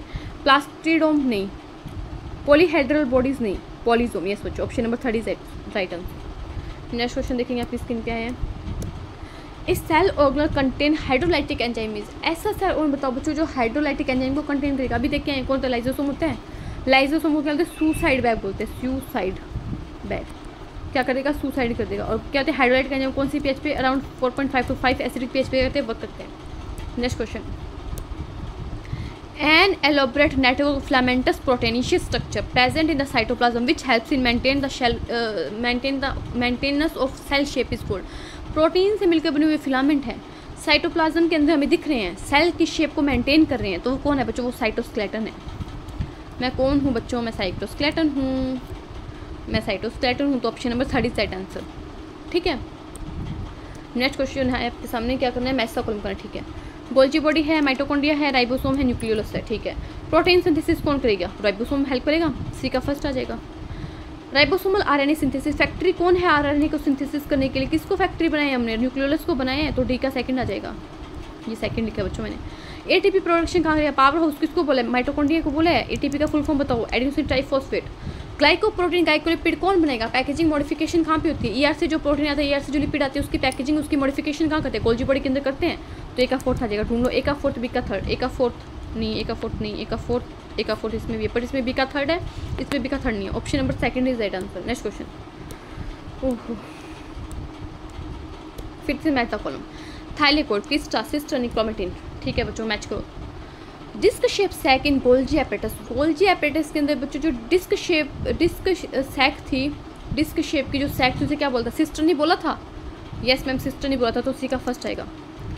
Condensed structure of DNA, DNA condense होकर क्या बनाता है, क्रोमोसोम बनाते हैं, क्रोमेटिन बनाता है बच्चों, क्रोमेटिन, तो सी का डी का आएगा second. Flat membrane sac in stroma, stroma के अंदर जो फ्लैट मेम्ब्रेन सैक थी, थाइलेकोइड बोला था, एक आएगा third. In folding of mitochondria, mitochondria की इनर मेम्ब्रेन मैट्रिक्स की तरफ फोल्ड करके क्या बना रही थी, क्रिस्टा बना रही थी, जिससे सरफेस एरिया इंक्रीज हो रहा था, तो क्या करती है सरफेस एरिया इंक्रीज करती है, तो बी का आएगा फोर्थ। तो ए का थर्ड, बी का फोर्थ, ए का थर्ड इसमें है, ए का थर्ड इसमें नहीं है, इसमें बी का फोर्थ, ये कट हो गया ना, बी का फोर्थ इसमें है, बी का फोर्थ इसमें नहीं है, ठीक है। सी का फर्स्ट इसमें है, तो ये ए का थर्ड, बी का फोर्थ, सी का फर्स्ट, ये option number 30 is right answer, ठीक है। नेक्स्ट क्वेश्चन देखते हैं बच्चों, नेक्स्ट क्वेश्चन क्या बोल रहे हैं, ये देखो स्टेटमेंट आ गया, omnis cellula e cellula was given in the year, कि ओमिनस सेलुला ई सेलुला किसने दिया था बच्चों, रोडोल्फ विर्चाउ ने दिया था, और कौन सी ईयर में दिया था बच्चों, 1855 में दिया था, तो ऑप्शन नंबर यहाँ पे क्या जाए 1855, option number B right answer, ठीक है। और ये क्या होता है, इसका मतलब क्या होता है, new cells are arise from pre existing cells. Next question देखेंगे, अब देखो यहाँ से क्या हो गया बच्चा, आपके सेल वाला चैप्टर कंप्लीट हो गया, यहाँ से बॉडी फ्लूइड एंड सर्कुलेशन के क्वेश्चन स्टार्ट हो गए, बॉडी फ्लूइड एंड सर्कुलेशन वाले क्वेश्चन स्टार्ट हो गए यहाँ से, ठीक है। यहाँ से बच्चों हमारे बॉडी फ्लूइड एंड सर्कुलेशन के क्वेश्चन स्टार्ट हो गए, बॉडी फ्लूइड एंड सर्कुलेशन के, ठीक है। तो फर्स्ट क्वेश्चन देखते हैं स्क्रीन पे क्या है आपके, देखो क्या बोल रहा है question, maximum pressure of blood is experience, कि सबसे ज़्यादा ब्लड का प्रेशर कहाँ पे होगा। सबसे पहले मुझे बताओ, मैंने आपको बताया था कि जो हमारा हार्ट है वो 4 चैम्बर है, एक मिनट रुको, जो हमारा हार्ट है बच्चों कैसा 4 चैम्बर हार्ट है, ऊपर 2 क्या होते हैं एट्रियम होते हैं, नीचे 2 क्या होते हैं वेंट्रिकल होते हैं। एट्रिया कैसे होते हैं, छोटे होते हैं, और वेंट्रिकल क्या होते हैं, बड़े होते हैं, हमने देखा था। तो जो सबसे ज़्यादा प्रेशर होगा ना वो कहाँ आएगा, वेंट्रिकल में आएगा, मतलब ऑरिकल्स में नहीं आएगा। तो एक एट्रियम को काट दो, लेफ्ट एट्रियम है, राइट एट्रियम है, इसको काट दो। अब मैंने आपको देखा था कि सबसे ज़्यादा मोटी जो बोल होती है वो किसकी होती है, लेफ्ट वेंट्रिकल की होती है, क्योंकि लेफ्ट वेंट्रिकल किस में ब्लड पंप करता है, एओर्टा में ब्लड पंप करता है, और एओर्टा हमारी पूरी बॉडी पे ब्लड लेके जाती है। मतलब मैंने बताया था कि हमें हमारे ब्रेन पे भी ब्लड पहुंचाना है, तो हमें against the concentration, against the gravitation क्या करना है, ब्लड को पंप करना है। हार्ट नीचे है, ब्रेन ऊपर है, तो अगेंस्ट द ग्रेविटेशन में ब्लड को पंप करना है। तो लेफ्ट वेंट्रिकल में एओर्टा से इतनी ज़्यादा प्रेशर के साथ ब्लड को पंप किया जाता है कि जिससे पूरी बॉडी में ब्लड पहुँच जाए। तो जो लेफ्ट वेंट्रिकल है बच्चों, लेफ्ट वेंट्रिकल जो है उसमें क्या होगा, सबसे ज़्यादा क्या होगा, प्रेशर होगा when blood enter from left ventricle to aorta. जब लेफ्ट वेंट्रिकल से एटा में ब्लड पंप किया जाएगा उस टाइम में क्या होगा, सबसे ज़्यादा प्रेशर होगा। ये बात हमें ध्यान रखनी है। तो option number C is right answer. Next question देखेंगे। नेक्स्ट क्वेश्चन आपकी स्क्रीन पे ये क्वेश्चन क्या बोल रहे हैं, देखो the given figure describe the diagrammatic representation of standard ECG. हमने देखा था स्टैंडर्ड ईसीजी, तो स्टैंडर्ड ईसीजी में पी वेव है, क्यूआरएस कॉम्प्लेक्स है, टी वेव है। पी वेव किसको दर्शाएगी, जो ऑरिकल है उसका डीपोलराइजेशन यानी ऑरिकल सिस्टोल को दर्शाएगी। क्यूआरएस कॉम्प्लेक्स किसको दर्शाएगा, जो वेंट्रिकल के डीपोलराइजेशन को यानी वेंट्रिकल कॉन्ट्रैक्शन को दर्शाएगा। वहीं पे जो टी वेव है वो वेंट्रिकल के रिलैक्सेशन को यानी डीपोलराइजेशन को दर्शाएगी, वेंट्रिकल के डायस्टोल को दर्शाएगी। मैच कर लेते हैं P wave. Ventricular depolarization followed by ventricle contraction, ventricle का डीपोलराइजेशन होगा फिर वेंट्रिकल कॉन्ट्रैक्शन करेगा, तो क्या होगा, क्यूआरएस कॉम्प्लेक्स, तो बी का आएगा first. Atrial depolarisation followed bye systole of both atria, दोनों के दोनों बोथ एट्रिया किस में जाएंगे, सिस्टोल में जाएंगे, कॉन्ट्रैक्शन में जाएंगे, तो ये कौन होता है, पी वेव करता है। फिर उसके बाद आ जाएगा वेंट्रिकुलर डीपोलराइजेशन, और फिर क्या होगा, वेंट्रिकल से रिलैक्सेशन होगा, डीपोलराइजेशन रिलैक्सेशन, तो ये टी वेव करेगी। तो पी का आएगा सेकंड और बी का आएगा फर्स्ट। ए का सेकंड और बी का आएगा फर्स्ट। ए का सेकंड इसमें नहीं है, ए का सेकंड इसमें है, ए का सेकंड इसमें नहीं है, ए का सेकंड इसमें है, और बी का आएगा फर्स्ट, तो बी का थर्ड है इसमें, तो ऑप्शन नंबर सी का जो राइट आंसर हो जाएगा। नेक्स्ट क्वेश्चन देखते हैं। जो अच्छा क्वेश्चन है, ये डायग्राम पे बेस्ड क्वेश्चन है, ये वेसल्स के डायग्राम की में देखो, इसमें क्या ल्यूमेन छोटी दिखा रखी है और इसमें ल्यूमेन बहुत बड़ी है। तो हमने देखा था कि जो एट्रिया होती है, जो फिर आर्टरी होती है, उसमें क्या होती है कि जो ल्यूमेन होती है वो छोटी होती है, क्योंकि इसमें जो ट्यूनिका मीडिया थी, क्या थी, ट्यूनिका मीडिया थी, वो कैसी होती है, थिक होती है। वो कैसे थिक होती है, वहीं पे क्या होती है, थिन होती है। तो ए तो क्या हमारी वेन है, बी की हमारी आर्टरी है, और जो सी है वो क्या कैपिलरी है। इसमें क्या है, सिंपल स्क्वैमस एपिथेलियम की सिर्फ एक की क्या होती है, लेयर होती है। तो ए तो क्या है, वेन है, तो ए कैपिलरी थी, उसमें वेन है आर्टरी गलत है, और बी क्या है, कैपिलरी नहीं है, बी आर्टरी है, तो ई आ जाएगा थर्ड ऑप्शन। आई होप आपको समझ में आएगा। ठीक है, option number third is right answer. Next question देखते हैं।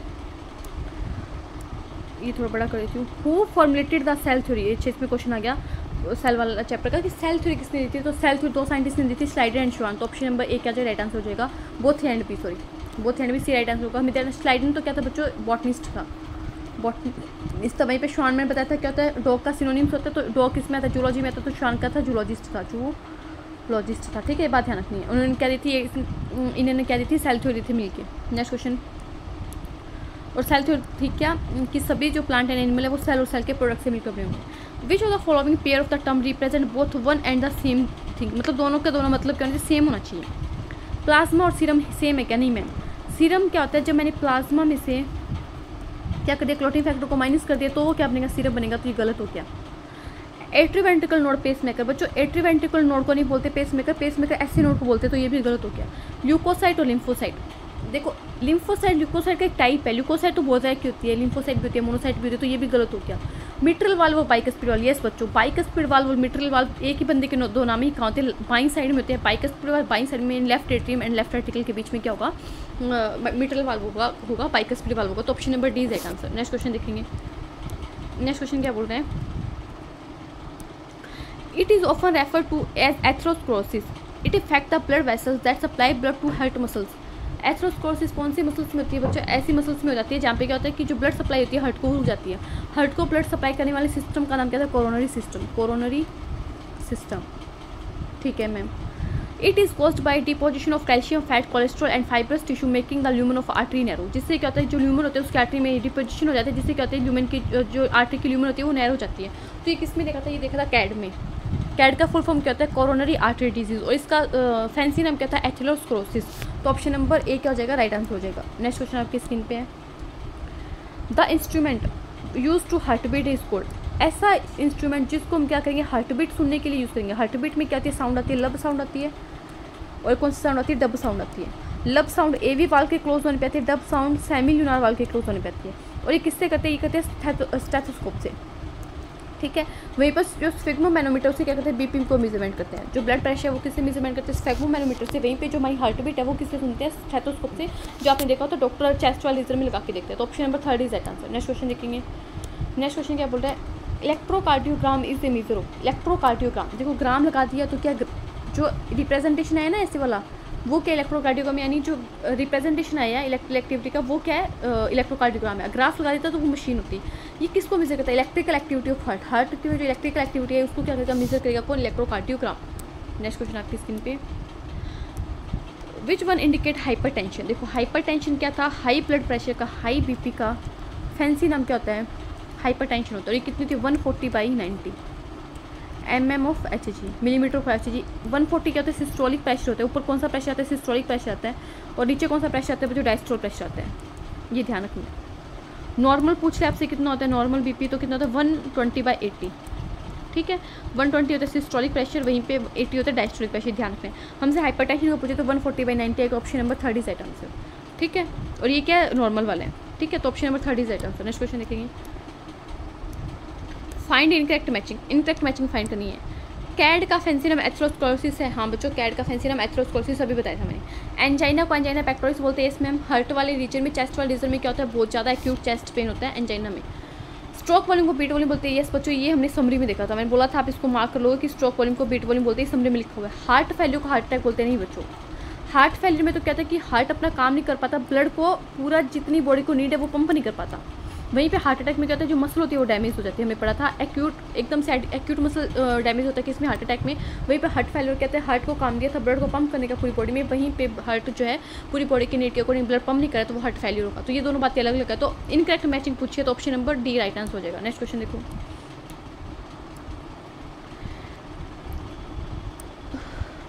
विच of the following is true about hypertension. Hypertension मतलब फैंसी नाम हाइपरटेंशन, और नॉर्मल नाम क्या है, high BP, high blood pressure का क्या होता है, सबसे ट्रू बताना है क्या बात सही है। It leads to cardiac disease. Yes बच्चों, कार्डिक डिजीज होगी, हाई ब्लड प्रेशर तो कार्डिक डिजीज होगी। It affect vital organ like brain. Yes बच्चों, मैंने बताया था 3 ऑर्गन ध्यान में, किडनी ध्यान रखना है, ब्रेन ध्यान रखना है, हार्ट ध्यान रखना है। तीनों के तीनों अफेक्ट होते हैं किसमें, हमारे ब्लड प्रेशर में, हाई ब्लड प्रेशर में। It repeat is check of blood pressure and individual 140/90 और higher it shows hypertension. Yes बच्चों, हम बार बार चेक करें तो भी हमारा ब्लड प्रेशर 140/90 आ रहा है और या इससे भी ज़्यादा है तो क्या होगा, हम बोलेंगे हाई बीपी हो गया, हाइपरटेंशन हो गया। तो all of the above option number D right answer. Next question देखेंगे। नेक्स्ट क्वेश्चन आपके सामने, इस system which supply blood to the heart is. ऐसा सिस्टम बताओ जो हार्ट की मसल्स को क्या करेगा, ब्लड सप्लाई करेगा। हार्ट की मसल्स कौन सी होती है, कार्डिक मसल्स होती है। हार्ट भी तो बच्चों हमारा एक ऑर्गन है, से काम करने के लिए तो क्या चाहिए, ऑक्सीजन चाहिए, न्यूट्रिशन चाहिए। तो कौन सा सिस्टम होता है, कोरोनरी सिस्टम होता है। पोर्टल सिस्टम किसके बीच में होता है, लीवर और इंटेस्टाइन के बीच में होते हैं, ठीक है। पल्मोनरी सिस्टम की स्टार्टिंग कहाँ से होती है, राइट वेंट्रिकल से होती है, ठीक है। और पल्मोनरी सिस्टम जो है वो क्या किसका पार्ट है, डबल सर्कुलेशन का पार्ट है। डबल सर्कुलेशन का टाइप है कौन, पल्मोनरी सर्कुलेशन, ठीक है। तो option number C right answer. Next question देखेंगे, नॉर्मल बीपी 120/80 है, ठीक है। mm of Hg in adult, it is measure 120 Hg is the systolic pressure. ये कैसा प्रेशर होता है, सिस्टोलिक होता है। एंड 80 mm Hg डायस्टोलिक होता है, डायस्टोलिक। देख लो, डायस्टोलिक पहले नहीं आएगा, systolic diastolic, option number B right answer हो गया, ठीक है। नेक्स्ट क्वेश्चन देखेंगे। नेक्स्ट क्वेश्चन आपकी स्क्रीन पे है, to obtain standard ECG a patient is connected to the machine with 3 electrical lead attach to the following part except. 3 कहाँ पे लगाते हैं, दो तो रिस्ट पे लगाएंगे, दो कहाँ पे लगाएंगे, रिस्ट पे, राइट और लेफ्ट पे, और एक लगाएंगे लेफ्ट एंकल पे, लेफ्ट वाली साइड में, लेफ्ट एंकल पे। राइट रिस्ट पे लगाएंगे, हाँ लेफ्ट रिस्ट पे भी, हाँ दोनों रिस्ट पे लगाएंगे। राइट एंकल पे नहीं लगाएंगे, एक्सेप्ट पूछे तो राइट एंकल पे नहीं लगाते, लेफ्ट एंकल पे लगाते हैं। तो option number C right answer. Next question, इसमें क्या करना है, मैच करना। ये अच्छा क्वेश्चन है, देखो इसमें सारी डिजीज कवर हो जाएगी आपकी।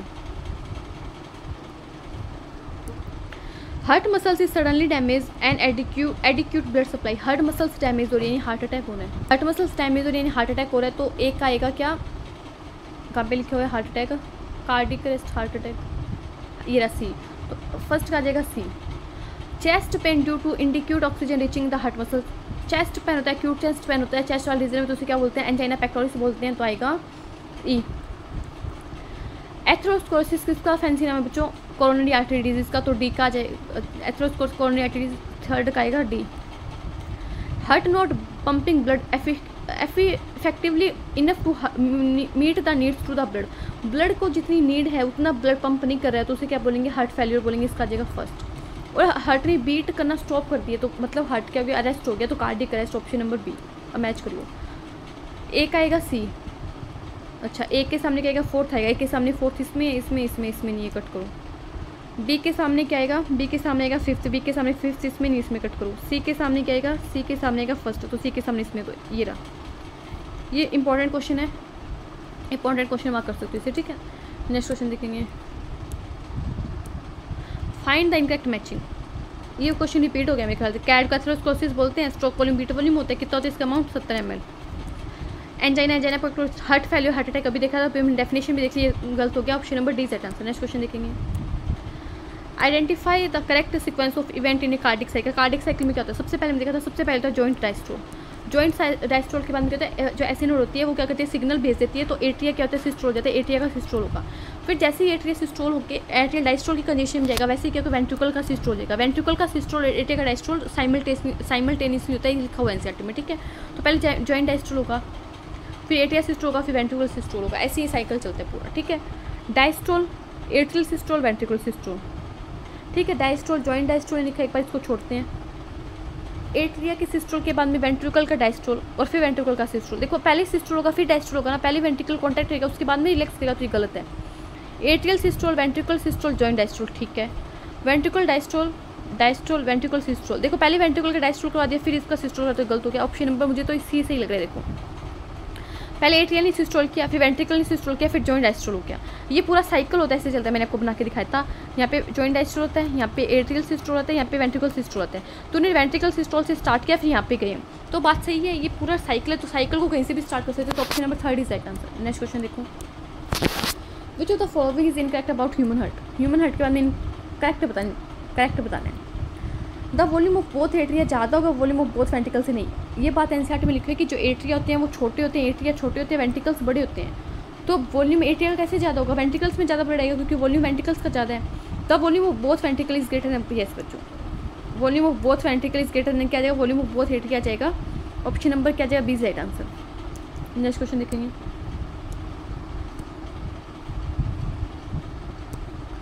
Neural signal through the sympathetic nervous system increase the cardiac output of ग्लूकोसिस। कार्डिक आउटपुट क्या होता है, स्ट्रोक वॉल्यूम बोल दो या फिर इसे बीट वॉल्यूम बोल सकते हैं।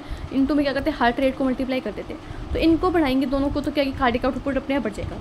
Increase the rate of heart beat, yes बच्चों, हार्ट बीट की रेट को बढ़ा दिया तो कार्डिक आउटपुट बढ़ गया। Increase the strength of ventricle contraction, yes बच्चों, वेंट्रिकल कॉन्ट्रैक्शन बढ़ा दिया, यानी स्ट्रोक वॉल्यूम बढ़ा दिया तो हार्ट बीट बढ़ गई, तो both A and B, option number C is right answer. Next question देखेंगे,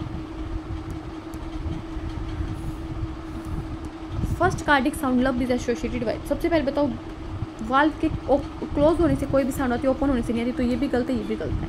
और फर्स्ट साउंड लब जो है एट्रियो वेंट्रिकल वाल्व, एवी वाल्व जो होते हैं कौन से होते हैं, दो होते हैं, बाइकस्पिड और ट्राइकस्पिड, इनके क्लोज होने से आती है। Closure of tricuspid bicuspid valve, yes बच्चों, option number A is right answer, ठीक है। Next question, cardiac output is, cardiac output क्या होता है बताओ। कार्डिक आउटपुट स्ट्रोक वॉल्यूम को मल्टीप्लाई हार्ट रेट से 5 लीटर आएगा पर मिनट, हाँ ये सही लग रहा है मुझे तो, जी से। और स्ट्रोक वॉल्यूम की जगह क्या लिख सकते हैं, बीट वॉल्यूम भी लिख सकते हैं, बीट वॉल्यूम। और स्ट्रोक वॉल्यूम कितना होता है, 17 ml होता है, वहीं पे जो हमारा हार्ट बीट होता है वो कितना होता है, 72 टाइम होता है। इसको मल्टीप्लाई करें तो कितना आएगा, इतना आता है, ये मिलीलीटर में आता है, तो अप्रोक्सीमेटली 5 लीटर बन गया ना ये पर मिनट के अकॉर्डिंग। तो क्या गई, कार्डिक आउटपुट आ गया, मैं कैसे आया मैं निकाल के दिखा दिया, ठीक है। नेक्स्ट क्वेश्चन देखेंगे, which of the following statement is incorrect. Incorrect पूछिए, cardiac output of an athlete is much higher than that of an ordinary man, yes बच्चों, एथलीट का जो कार्डिक आउटपुट होता है वो ज़्यादा होता है किसके कंपैरिजन में, ऑर्डिनरी मैन के कंपैरिजन में। ये स्टेटमेंट सही है। In each minute a signal cardiac cycle is performed, ठीक है। During each cardiac cycle 2 prominent sound are produce, ठीक है, 2 साउंड प्रोड्यूस होती है, एक लब होती है एक डब होती है। Cardiac cycle include atrial systole, ventricle systole, joint diastole, ये भी सही है। In each minute a single cardiac cycle, अच्छा ये मैंने गलत पढ़ लिया, 1 मिनट के अंदर एक कार्डिक साइकिल थोड़ा होता है, कार्डिक साइकिल तो 0.8 सेकंड का ही होता है इसका ड्यूरेशन, तो 1 मिनट के अंदर तो कितने आ जाएंगे, 72 कार्डिक साइकिल आ जाते हैं, तो ये स्टेटमेंट रॉन्ग है, तो option number B is right answer, ठीक है। नेक्स्ट क्वेश्चन देखेंगे, जो पैरासिम्पैथेटिक न्यूरल सिग्नल है वो डिक्रीज कर देता है हमारे कार्डिक आउटपुट को, कैसे। देखो कार्डिक आउटपुट किसके बराबर है, स्ट्रोक वॉल्यूम या फिर जिसको बीट वॉल्यूम बोलते हैं, मल्टीप्लाई करेंगे हार्ट रेट से। तो हमने क्या कर दिया, हार्ट रेट को कम कर दिया, स्ट्रोक वॉल्यूम को कम कर दिया, तो हमारा कार्डिक आउटपुट भी कम हो जाएगा। Decrease the rate of heart beat, yes बच्चों। Decrease the speed of conduction of action potential, देखो एक्शन पोटेंशियल कम जाएगा तो स्ट्रोक वॉल्यूम अपने आप कम हो जाएगा क्योंकि वेंट्रिकुलर कॉन्ट्रैक्शन नहीं होगा। ये बात एनसीईआरटी में लिखी हुई है, तो both and B, option number C is right answer, ठीक है। नेक्स्ट क्वेश्चन देखेंगे, cardiac centre lies in, cardiac centre कहाँ पे लाई करते हैं, कार्डियक सेंटर लाई करते हैं ब्रेन के मेडुला ऑब्लांगेटा में, मेडुला ऑब्लांगेटा में, ठीक है, option number A is right answer. Next question देखेंगे, body has the capacity to alter, body किसको अल्टर कर सकती है, बॉडी स्ट्रोक वॉल्यूम को अल्टर कर सकती है, बॉडी हार्ट रेट को अल्टर कर सकती है, बॉडी देखो अभी देखो कार्डियक आउटपुट का फॉर्मूला क्या होता है बच्चों, स्ट्रोक वॉल्यूम या फिर जिसे बीट वॉल्यूम बोलते हैं, मल्टीप्लाई करना हार्ट रेट से। मैंने इसको बढ़ाया, इसको बढ़ाया तो ये भी बढ़ गया, मैंने इसको कम किया, इसको कम किया तो ये भी कम हो गया। मतलब मैं सभी को अल्टर कर सकती हूँ, मैं अपने हार्ट बीट को भी अल्टर कर सकती हूँ, मैं अपने स्ट्रोक वॉल्यूम को भी अल्टर कर सकती हूँ, मैं अपने कार्डियक आउटपुट को भी अल्टर कर सकती हूँ। तो option number D, all of these. Next question देखेंगे।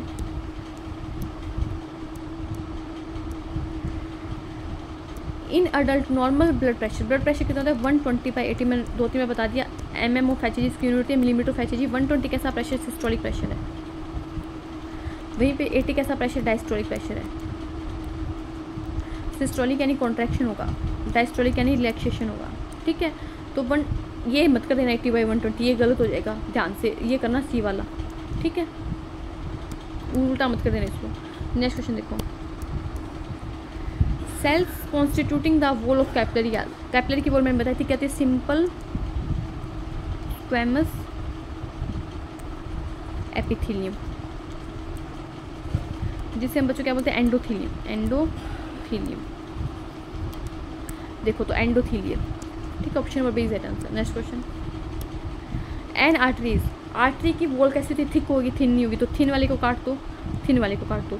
Thick wall in which blood flow under low pressure, बच्चों लो प्रेशर नहीं होता, आर्टरी के अंदर बहुत हाई प्रेशर में ब्लड फ्लो करता है, तो option number C is right answer. Next question.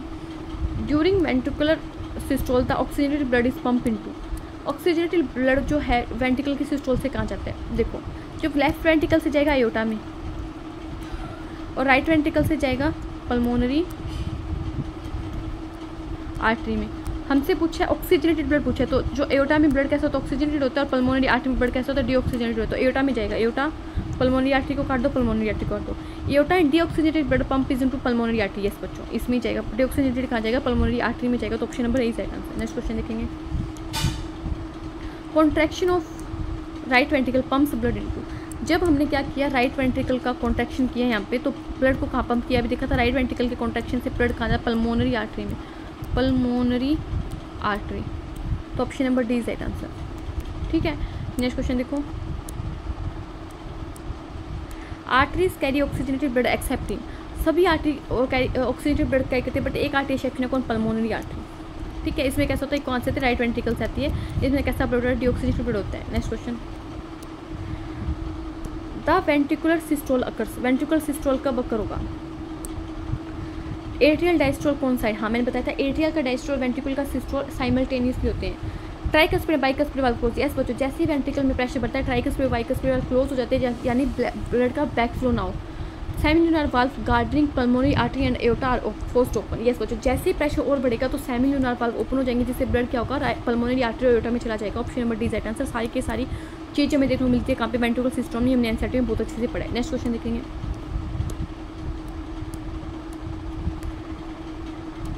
During cardiac cycle each ventricle pump out about 70 ml of blood which is called, मैंने बताया था 70 ml ब्लड पंप करते हैं उसे बोलते हैं स्ट्रोक वॉल्यूम, और इसमें कोई क्या बोलते हैं बच्चों, बीट वॉल्यूम बोलते हैं, बीट वॉल्यूम, ठीक है। नेक्स्ट क्वेश्चन देखो।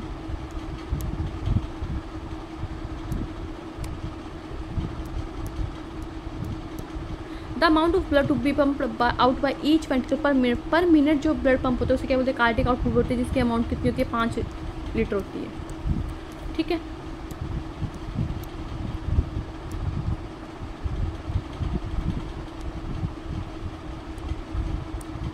ये क्या बोलते हैं हमें, विच of the following events do not during joint diastole, joint diastole के टाइम क्या होता है, दोनों के चारों के चारों चैम्बर क्या होते हैं, रिलैक्स होते हैं, मतलब वो कोई भी एकदम आराम से बैठे होते हैं, कोई भी उनमें क्या नहीं होता, इम्पल्स का कंडक्शन नहीं होता। All 4 chamber are heart are relax in state, ठीक है। ट्राइकस्पिड बाइकस्पिड वाल्व, मैंने बताया था कि ब्लड जो लेफ्ट एट्रियम और इनके अंदर ब्लड इतना जाता है कि जो वाल्व होते हैं वो अपने आप ओपन हो जाते हैं, यस बच्चों। Action potential to conducted from ऐसे, देखो जॉइंट डायस्टोल के टाइम कोई भी एक्शन पोटेंशियल कंडक्शन होती है, एक्शन पोटेंशियल कंडक्शन होगा जब क्या करेंगे, एट्रिया सिस्टोल करेंगे, ठीक है। Blood from the pulmonary vein and vena cava flows into the left and right ventricle respectively through the left and right atria, yes बच्चों यहाँ से वेना कवा में आएगा, यहाँ से किस में आएगा, पल्मोनरी वेन से आएगा। The semilunar valve are close, yes बच्चों सेमिल्यूनर वाल्व क्लोज है, सेमिल्यूनर वाल्व ओपन कब होंगे, जो वेंट्रिकल का सिस्टोल होगा। तो कौन सा नहीं होता, डू नॉट अगर पूछा है तो सी नहीं होता, ओनली सी ऑप्शन में बी इज राइट आंसर, ठीक है। नेक्स्ट क्वेश्चन देखते हैं। नेक्स्ट क्वेश्चन क्या है, नेक्स्ट क्वेश्चन दिए हुए है the full form of the level A in the diagram, कि जो डायग्राम ए में लेबल किया गया उसी में फुल फॉर्म बताना है। देखो तो हमने देखा था कि ए यहाँ पे क्या ए है बच्चों, यहाँ पे एस ए नोड, और एस ए नोड की फुल फॉर्म कहती है sino atrial node, sino atrial node. ये डायग्राम हमने एनसीईआरटी में डिस्कस किया था। तो देखो sinoatrial node, sinoatrial node, sinoatrial node और साइनसएट्रियल नोड। तो ऑप्शन नंबर सी क्या होगा, हमारा राइट आंसर हो जाएगा साइनोएट्रियल नोड। यहाँ पे ये क्या है, यहाँ पे बच्चों क्या आएगा, एवी नोड आएगा। एवी नोड के बाद में ये देखो एवी नोड यहाँ पे मार्क किया हुआ है, क्या लिखा हुआ है, एट्रियोवेंट्रिकल नोड। और ये जो इसका टिल्टेड पार्ट होता है लेफ्ट साइड में हार्ट का जो टिल्टेड पार्ट होता है उसे क्या बोलते हैं, एपेक्स बोलते हैं। ठीक है, तो नेक्स्ट क्वेश्चन देखते हैं आपकी स्क्रीन पे है। Select the total number of thick structure out of the following, कि हमें क्या बतानी है, थिक स्ट्रक्चर बतानी है, इनमें से कौन सी है। देखो मैंने ऐसे आपको एक हार्ट का डायग्राम बना के दिखाया था। यहाँ पे एट्रिया होंगे ऊपर, नीचे क्या होंगे, वेंट्रिकल्स होंगे। ठीक है, तो मैं क्या ध्यान रखें कि एट्रिया के बीच का जो सेप्टम होता है इंटर एट्रियल सेप्टम, ये तो कैसे होता है, जो थिन होता है। वहीं पे जो ये इंटरवेंट्रिकुलर सेप्टम है, इंटरवेंट्रिकुलर सेप्टम, ये कैसा होगा बच्चों, थिक होगा। वहीं पे ये जो एट्रियोवेंट्रिकल सेप्टम है, एट्रिया और वेंट्रिकल के बीच में कौन सा सेप्टम बच्चों, एट्रियो वेंट्रिकुलर सेप्टम, ये भी कैसा होगा बच्चों, थिक होगा। तो देखो अब हम देख लेते हैं, इसको मैं इरेज करती हूँ, अब हम पढ़ते हैं। देखो क्या लिखा हुआ है, इंटर एट्रियल सेप्टम मस्कुलर बोल। देखो इंटर एट्रियल सेप्टम कैसा होता है, तो थिन होता है, हमें थिक बता रहा है, तो ये हमारा ऑप्शन ही होगा। इंटर वेंट्रिकुलर सेप्टम, यस बच्चों वेंट्रिकल्स के बीच में जो सेप्टम था वो थिक होता है, ये होगा। एट्रियो वेंट्रिकल सेप्टम, यस बच्चों एट्रियल वेंट्रिकल सेप्टम भी कैसा थिक होता है। वॉल्स ऑफ वेंट्रिकल्स, हमने देखा था कि एट्रिया छोटे होते हैं, वेंट्रिकल बड़े होते हैं, और वेंट्रिकल की जो वॉल होती है बच्चों थिक होती है। और वेंट्रिकल में भी कौन सा ventricle, left ventricle, left ventricle की जो वॉल होगी वो सबसे ज़्यादा थिक होगी। तो ऑप्शन नंबर कितने बताने में, 3 आएंगे हमारे, कौन सा आ जाएगा, बी आ जाएगा, सी आ जाएगा, डी आ जाएगा। तो option number C is right answer. Next question देखेंगे। In open circulatory system, open circulatory system में क्या होता है, there is no heart, there is no need of blood vessels, there are open spaces और sinuses in the body, all of the above. देखो क्या होता है बच्चों, जो ओपन सर्कुलेटरी सिस्टम होता है उसमें ऑल ऑफ द अबव आएगा, नहीं ऑल ऑफ द अबव नहीं आएगा, गलत बोलती है मैंने, कि उसमें क्या होगा, देयर इज़ नो हर्ट। बच्चों हर्ट तो होगा ही, हमने देखा था कि हर्ट क्या करता है, ब्लड को पंप करता है, तो हर्ट हो गई। ओपन सर्कुलेटरी सिस्टम था किसमें, आर्थ्रोपोडा में था, आप एग्जाम्पल ध्यान रखिए, आर्थ्रोपोडा एंड मोलस्का, और क्या आ जाएगा, एंड क्या आ जाएगा, एंड आ जाएगा मोलस्का। इनमें क्या था, ओपन सर्कुलेटरी सिस्टम था, इनमें हर्ट होती है, ये बोल रहा हर्ट नहीं होता। यहाँ पे ब्लड वेसल्स भी होती है, बट यहाँ पे कैपिलरी नहीं होती। यहाँ पे क्या होता है, देयर आर ओपन स्पेसिस और साइनसेस इन द बॉडी, इसमें क्या होता है कि जो ऑर्गन है वो डायरेक्ट क्या होता है, ब्लड के कॉन्टैक्ट में आते हैं। ठीक है, ये बात हमें ध्यान रखनी। तो option number C is right answer. Next question देखेंगे, आपकी स्क्रीन पे है। Closed circulatory system is found in, close circulatory system में देखा था किसमें था, 2 चीज़ें पढ़ी थी हमने, एक तो पढ़ा था एनिलिडा पढ़ा था, और एक में पढ़ा था कोरडेटा। इनमें क्या था, क्लोज सर्कुलेटरी सिस्टम था। देखो आर्थ्रोपोडा एंड कोरडेटा नहीं, आर्थ्रोपोडा में नहीं होता। मोलस्का एंड कोरडेटा, मोलस्का में नहीं है। एम्फीबियन एंड मोलस्का, मोलस्का में नहीं है। Annelida and Chordata, option number D is right answer. ठीक है, और इसमें क्या थी, क्लोज सर्कुलेटरी सिस्टम ह्यूमन भी होता है, इसमें क्या थी, कैपिलरी होती है, कैपिलरी प्रेजेंट होती है। इसमें क्या कर सकते हैं, ब्लड को अच्छे से रेगुलेट कर सकते हैं। इसमें बीपी कैसा होता है, ब्लड प्रेशर कैसा होता है, हाई होता है। ठीक है, इसको रेगुलेट करना क्या होता है, ईजी होता है क्लोज सर्कुलेटरी सिस्टम को। नेक्स्ट क्वेश्चन देखेंगे, आपकी स्क्रीन पे है। थोड़ा सा मैं जूम कर देती हूँ क्वेश्चन को, थोड़ा सा देखो ध्यान से पढ़ेंगे। Which of the following statement is not true, not true पूछे मतलब हमसे इनकरेक्ट स्टेटमेंट पूछी है। Heart is ectodermal in origin, नहीं बच्चों हर्ट कैसा ओरिजिन में होता है, मीजोडर्मल होता है, मीजोडर्मल। तो ये स्टेटमेंट रॉन्ग हो गया। इन ह्यूमन बींग्स द, हमसे इनकरेक्ट ही पूछा तो ऑप्शन नंबर ए से ही हो जाएगा। आगे ऑप्शन पढ़ लेते हैं। In human beings the heart is situated in the thoracic cavity in between 2 lungs, slightly tilted to the left. Yes बच्चों, थोरेसिक कैविटी में होता है, स्लाइटली टिल्टेड होता है, कहाँ पे, लेफ्ट वाली साइड में। यस बच्चों, human heart has a size of clenched fist. Yes बच्चों, एक बंद मुट्ठी के जितना क्या होता है ह्यूमन हार्ट का साइज होता है, ये बात भी सही है। Heart is protected by double walled membranous bag pericardium with pericardial fluid. Yes बच्चों, पेरिकार्डियम होती है, डबल मेम्ब्रेन होती है, उसके बीच में क्या भरा रहता है बच्चों, पेरिकार्डियल फ्लूइड भरा रहता है। तो ऑप्शन नंबर क्या हो जाएगा हमारा, बीवीसी हो जाएगा। ऑप्शन नंबर ए हमारा राइट आंसर के। नेक्स्ट क्वेश्चन देखते हैं। सिलेक्ट द करेक्ट मैचिंग, हमें क्या करनी है, करेक्ट मैचिंग को सिलेक्ट करना है। फिशेज में कितने चैम्बर हर्ट होता है बच्चों, 2 चैम्बर हर्ट होता है, तो ए का आएगा 4th। एम्फीबियन और रेप्टाइल्स में बच्चों क्या होता है, 3 चैम्बर हर्ट होता है, तो बी का जाएगा 3rd, और सी का भी किसके साथ जाएगा, 3rd के साथ में जाएगा। ठीक है बच्चों, बर्ड और मैमल्स में और क्रोकोडाइल में क्या होता है, 4 चैम्बर हर्ट होता है। हमने देखा था जो क्रोकोडाइल है वो सेप्शन है किसका, रेप्टाइल्स का। ठीक है मैम, तो ए और बी का 3rd, ए और बी का 3rd नहीं है बच्चों, ये गलत हो गया। बी और सी का 1st, बी और सी का 1st, यस बच्चों बी और सी का 1st आएगा। बी और सी दोनों में कितने चैम्बर हर्ट है, मैं थोड़ा सा इरेज कर देती हूँ, यहाँ पे अच्छे से लिख देती हूँ, रुको इसको अच्छे से मैच कर लेते हैं। मैं वापस से मैच करके बता देती हूँ आपको, थोड़ा सा होच पोच हो गया। देखो फिशेस में बच्चों 2 चैम्बर हटाएगा, तो ए इसका आ जाएगा 4th में। ठीक है, एम्फीबियन और रेप्टाइल्स दोनों किसके साथ जाएंगे, 3 चैम्बर हटाएगा, 1st के साथ में जाएंगे। वहीं पे बर्ड, मैमल्स एंड कोडेटा दोनों 4 चैम्बर हट के समझेंगे, इसके साथ मिलेंगे। देखो यहाँ पे बोला ए का थर्ड और ए का थर्ड यहाँ पे नहीं है, ए का फोर्थ है, तो ये ऑप्शन गलत हो गया। बी और सी का दोनों का फर्स्ट है, बी और सी का फर्स्ट इसमें, तो ये सही है। यहाँ पे डी ई एफ का, डी ई और एफ का क्या बोल रहा है, फोर्थ। डी ई एफ का फोर्थ नहीं आएगा बच्चों, डी ई एफ का आएगा थर्ड, सेकंड, सॉरी ये गलत हो गया। ए बी सी का सेकंड, ए का सेकंड नहीं आएगा, ठीक है, तो ये गलत हो गया। तो option number B is right answer. Next question देखेंगे आपकी स्क्रीन पे है, the duration of cardiac cycle in a normal man is. Cardiac cycle का ड्यूरेशन कितना था बच्चों, 0.8 सेकंड हमने देखा था। कैसे होता है ये हमने ऐसे डायग्राम बनाया था पाई चार्ट की फॉर्म में। यहाँ पे 0.4 सेकंड आ जाएगा, यहाँ पे 0.1 सेकंड आ जाएगा और यहाँ पे 0.3 सेकंड आ जाएगा।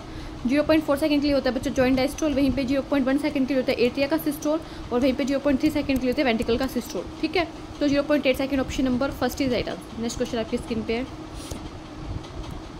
विच of the following organ has papillary muscles. हमने देखा था बच्चों पैपिलरी मसल्स कहाँ पे होती है, हमारे हार्ट जो होता है उसकी वॉल में कहते हैं पैपिलरी मसल्स होती है। देखो मैं डायग्राम इसमें है यहाँ पे मेंशन किया हुआ, ये देखो ये जो डायग्राम है इसमें यहाँ पे क्या होता है बच्चों, यहाँ पे जो वाल्व होते हैं उनसे क्या निकलती है, ऐसे करके कॉर्डाई टेंडनी निकलती है, ये लिखिए कॉर्डा टेंडनी। और कॉर्डा टेंडनी यहाँ से क्या होती है, ऐसी मसल्स राइज करती है, उसके प्रोटीन ये बोलते हैं पैपिलरी मसल्स। मैंने आपको बोला भी था, इसे मार्क कर लो, ये क्या होती है बच्चों पैपिलरी मसल्स होती है, ठीक है।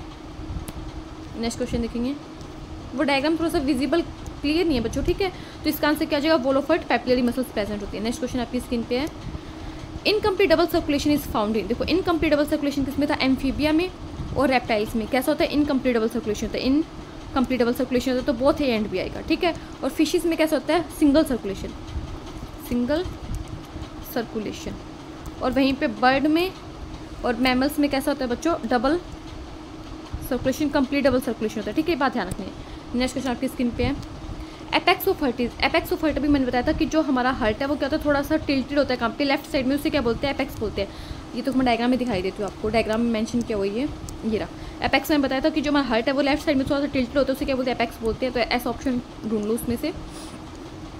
देखो अपर एंड टिल्टेड टूवर्ड लेफ्ट, अपर नहीं था बच्चों, लोअर था, अब अपर वाले को काट दो, lower and tilted left, yes बच्चों, option number B is right answer. Next question देखेंगे, कॉर्डाई टेंडनी आर फाउंड। अभी मैं बताया था कॉर्डा टेंडनी क्या होती है, हमारे जो पैपिलरी मसल्स होती है उससे हमारे जो फ्लैप्स होते हैं उनसे क्या करते हैं, जॉइन करते हैं। तो chordae tendineae found in ventricles of heart में नहीं थी, वो कहाँ पे थी, ventricles of sorry atria of heart में नहीं थी, वेंट्रिकल्स ऑफ हर्ट में थी।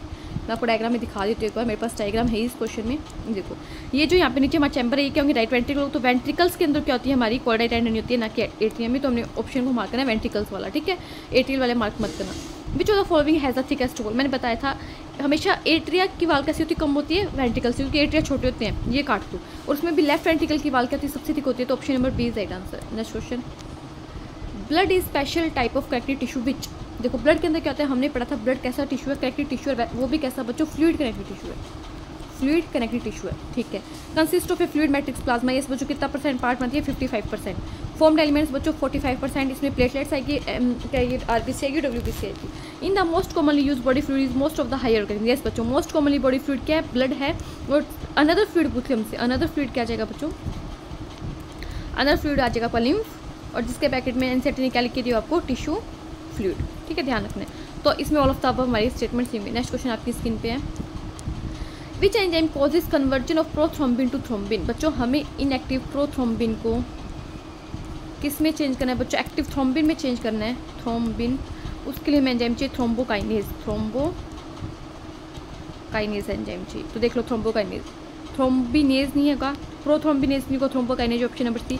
और ये कैसी प्रोसेस होती है बच्चों, कैस्केड प्रोसेस होती है, मतलब एक जो स्टेप है दूसरे स्टेप से लिंक करते हैं, एंजाइम के इन्फ्लुएंस में होता है। और क्या होता है इसमें, ये किसकी प्रोसेस है, ब्लड क्लॉट करने की।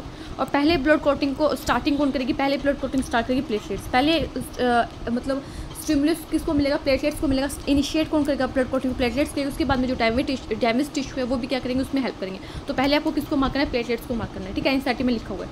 नेक्स्ट क्वेश्चन आपकी स्क्रीन पे है, lymphocyte form how much percent of WBC. देखो मैं आपको एक ट्रिक बताइए, NLMAB, इसको आप ध्यान में रखेंगे।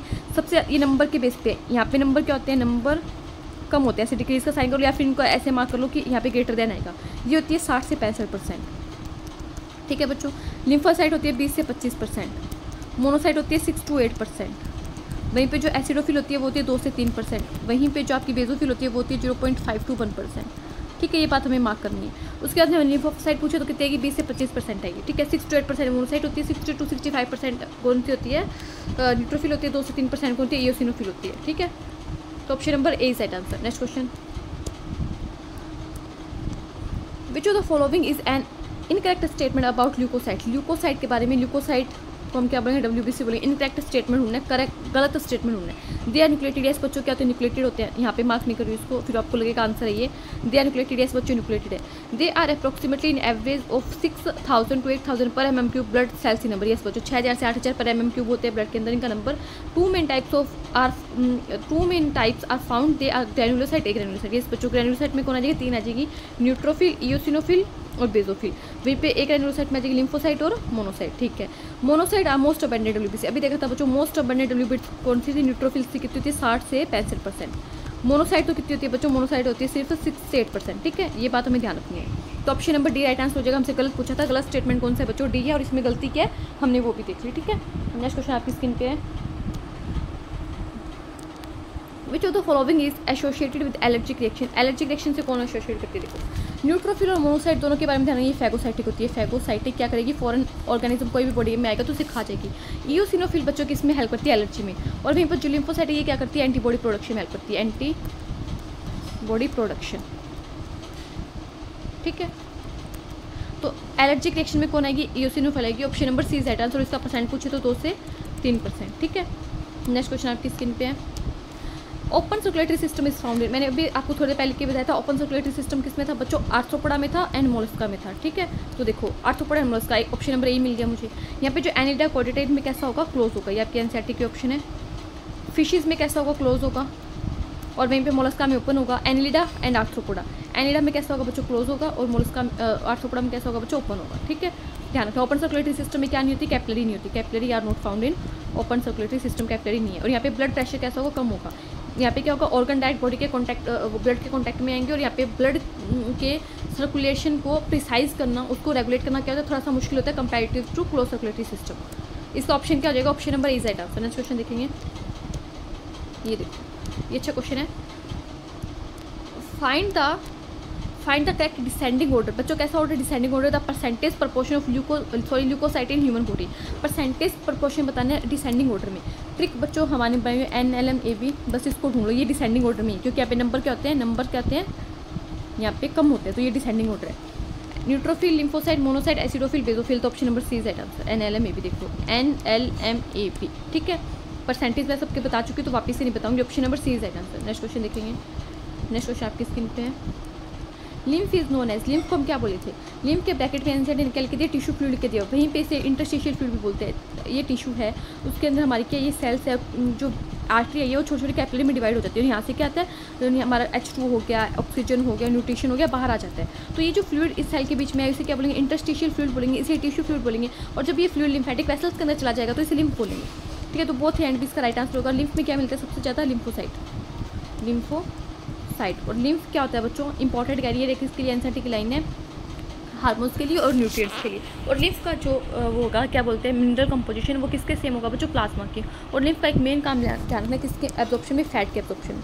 फैट एब्जॉर्प्शन में जो लैक्टियल है वो हेल्प करती है बच्चों इंटेस्टाइन में, ठीक है। ये बात ध्यान रखो कि एनसीईआरटी में मेंशन की हुई है। नेक्स्ट क्वेश्चन देखेंगे, नेक्स्ट क्वेश्चन आपकी स्क्रीन पे है, which of the following is accepted if husband is RH positive and wife is RH negative. देखो क्या केस बन जाएगा बच्चों, इरिथ्रोब्लास्टोसिस फिटालिस। जब मदर तो क्या होगी बच्चों, मदर होगी आपकी RH नेगेटिव, और जो फीटस है वो कैसा होगा बच्चों, RH पॉजिटिव। अब आप बताओ कि फीटस RH पॉजिटिव कैसे हो सकता है, जब इस फीटस का जो फादर होगा वो कैसा होगा, RH पॉजिटिव होगा। क्योंकि फीटस के पास में क्या हो सकता है, ब्लड ग्रुप कहाँ से आ सकता है, मम्मा से आएगा, पापा से आएगा। तो मम्मा अगर RH नेगेटिव है तो अगर ये पॉजिटिव आ रहा है बच्चा, तो कैसे आएगा कि इसका फादर कैसा होगा, RH पॉजिटिव होगा। तो यहाँ पे कौन सी कंडीशन बनेगी बच्चों, यहाँ पे कंडीशन बनेगी हस्बैंड RH पॉजिटिव है, वाइफ RH नेगेटिव, तो इरिथ्रोब्लास्टोसिस फिटालिस वाली। No problem in the first pregnancy. Yes बच्चों, जो फर्स्ट प्रेगनेंसी होती है उसमें कोई भी प्रॉब्लम नहीं आती, बच्चा सही सलामत क्या होता है, मम्मा की बॉडी से बाहर आ जाता है। Problem in future pregnancy, yes बच्चों एनसीईआरटी में लिखा सब्सिक्वेंट प्रेगनेंसी, जो कि आगे की जो प्रेगनेंसी होगी उसमें क्या आएगी बच्चों, प्रॉब्लम आएगी। तो बोथ एंड भी सही होगा, no problem in any pregnancy नहीं बच्चों। आगे की जो फर्स्ट प्रेगनेंसी के बाद की सब्सिक्वेंट प्रेगनेंसी उसमें तो प्रॉब्लम आएगी।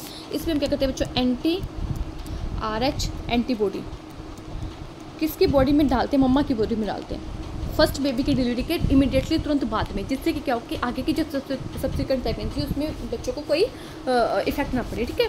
तो इसका option number C right answer हो जाएगा। नेक्स्ट क्वेश्चन देखेंगे आपकी स्क्रीन पे। ये देखो, ये काफ़ी अच्छा क्वेश्चन है। ये है ब्लड ग्रुप से क्वेश्चन।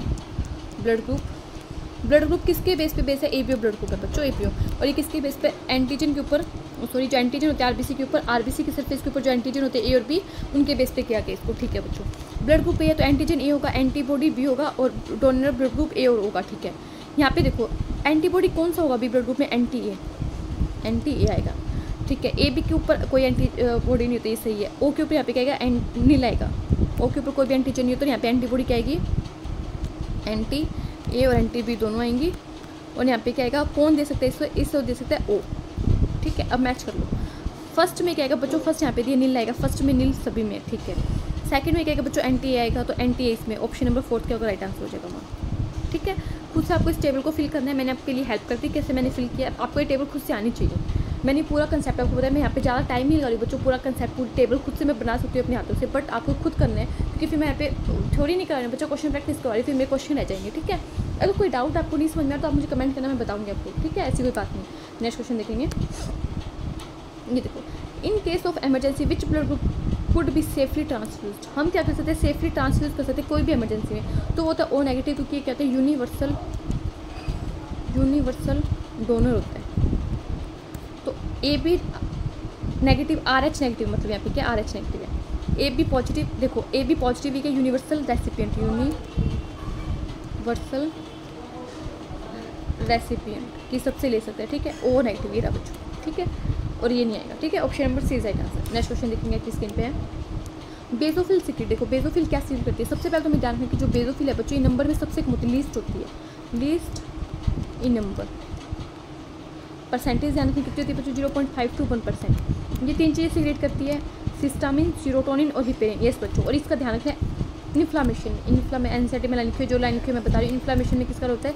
इन्फ्लामेशन में होता है बेसोफिल का। तो option number D is right answer. Next question, the true statement about RBC. RBC का फैंसी नाम क्या बच्चों? इरिथ्रोसाइट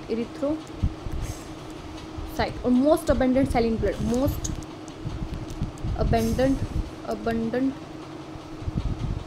सेल इन ब्लड, सबसे ज़्यादा जो सेल मिलेगी हमें ब्लड के अंदर, वो कौन मिलेगी? आरबीसी मिलेगी। RBC have an average life span 120 days. Yes बच्चों, एनसीईआरटी में लिखो 120 दिन का इसका लाइफ स्पैन होता है।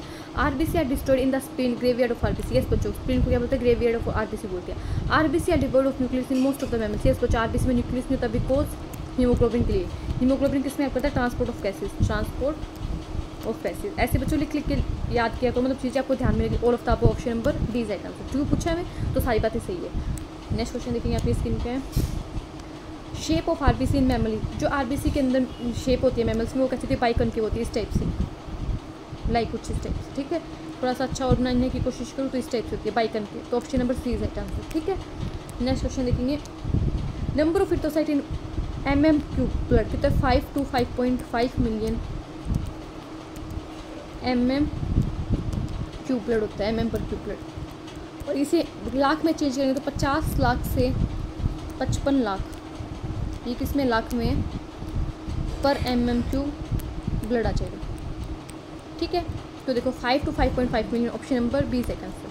ठीक है, वहीं पे जो WBC कितनी थी? 6000 से 8000 पर mm क्यूब ब्लड थी। ठीक है, ये WBC, ये कौन है? WBC, अभी देखा था। और वहीं पे जो प्लेटलेट्स होती है बच्चों, आप नंबर सभी के ध्यान रखेंगे, 1.5 लाख से 1.5 लाख टू, ये थोड़ा सा इरेज कर देती हूँ उसे, 1.5 लाख टू 3 लाख पर mm क्यूब ब्लड में आ जाएगी। ठीक है, ये प्लेटलेट्स है। नेक्स्ट क्वेश्चन आपकी स्क्रीन पे, क्योंकि काफ़ी अच्छा क्वेश्चन है, इसमें हमसे पूछा है वेन्स के मतलब वेन्स क्या मतलब वेसल्स के बारे में। देखो यहाँ पे तो क्या ऑर्गन है और ये क्या लंग है। एक बात मुझे बताओ, लंग्स से जो ब्लड ऑर्गन में लेके आएगा, यहाँ पे पहली बात तो यहाँ पे कैसा ब्लड होगा? प्योर ब्लड होगा। लेफ्ट वाली साइड में हमेशा प्योर ब्लड होगा और राइट वाली साइड में हमेशा इम्प्योर ब्लड होगा। ये बात हम बहुत बार पढ़ चुके हैं, इसमें कोई दो राय नहीं है ना। अब जो वेसल ब्लड लंग्स से लेके आएगी वो कौन होगी बच्चों? पल्मोनरी वेन होगी।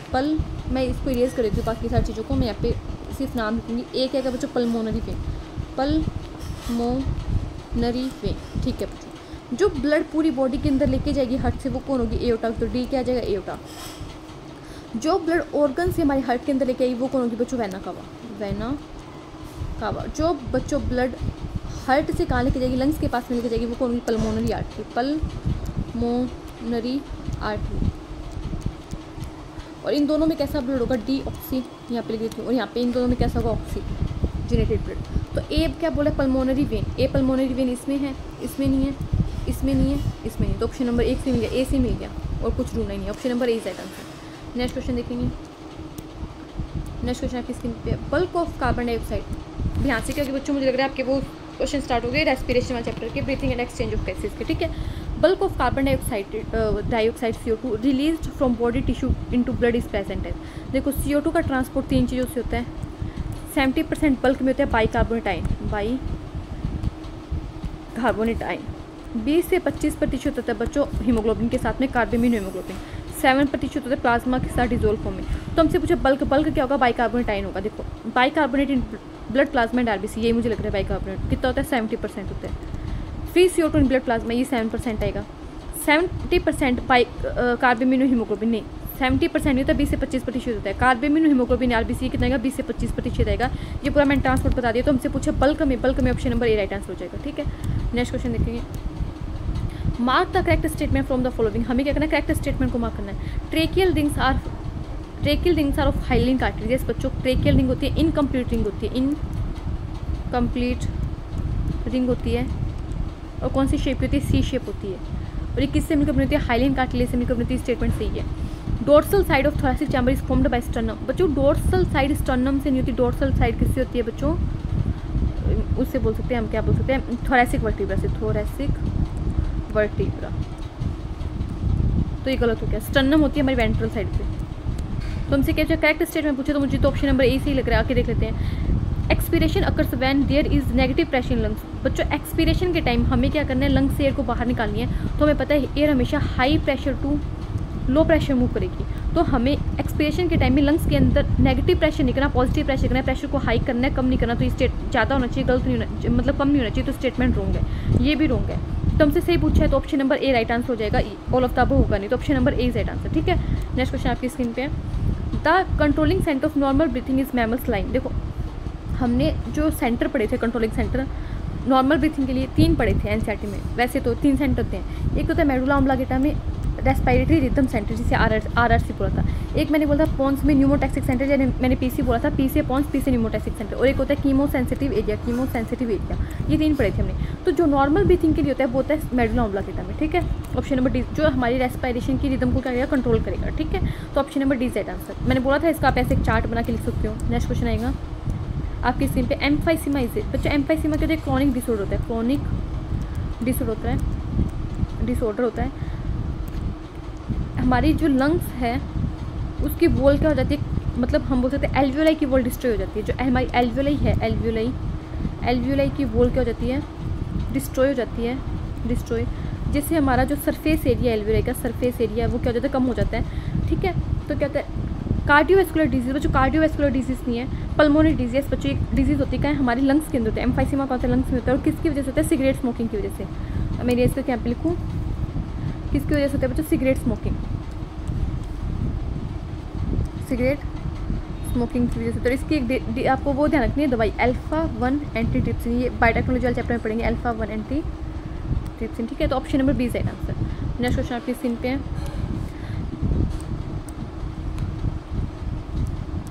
The volume of air that remains in lungs after normal expiration is, कि हमने नॉर्मल एक्सपीरेशन कर दिया, मतलब नॉर्मल एक्सपीरेशन क्या, टाइडल वॉल्यूम को बाहर निकाल दिया, उसके बाद में हमारे लंग्स के अंदर कितनी एयर की वॉल्यूम रहेगी। देखो जो नॉर्मल एक्सपीरेशन कर दिया, टाइडल वॉल्यूम को बाहर निकाल दिया, उसके बाद में मेरे लंग्स में लगी ERV, जिसको मैं फोर्सफुली बाहर निकाल सकती हूँ, और एक बच्चों मेरे लंग्स में लगी RV, जिसको मैं बाहर निकाल नहीं सकती। इन दोनों को बोलते हैं फंक्शनल रेजिडुअल कैपेसिटी। और ये आपकी NCERT की एक्सरसाइज का क्वेश्चन है, NCERT में जो एक्सरसाइज है उसका क्वेश्चन है। तो इसे क्या बोलेंगे बच्चों, फंक्शनल रेजिडुअल कैपेसिटी डी आ जाएगा, FRC बोलेंगे। नॉर्मल एक्सपीरेशन के बाद में लंग्स के अंदर ERV बच गई, जिसको मैं फोर्सफुली बाहर निकालूंगी, और रेजिडुअल वॉल्यूम बच गई, जिसको मैं कभी बाहर नहीं निकाल सकती। इन दोनों के ऐड होने को हम क्या बोलते हैं, FRC बोलते हैं, functional residual capacity. Option number D right answer.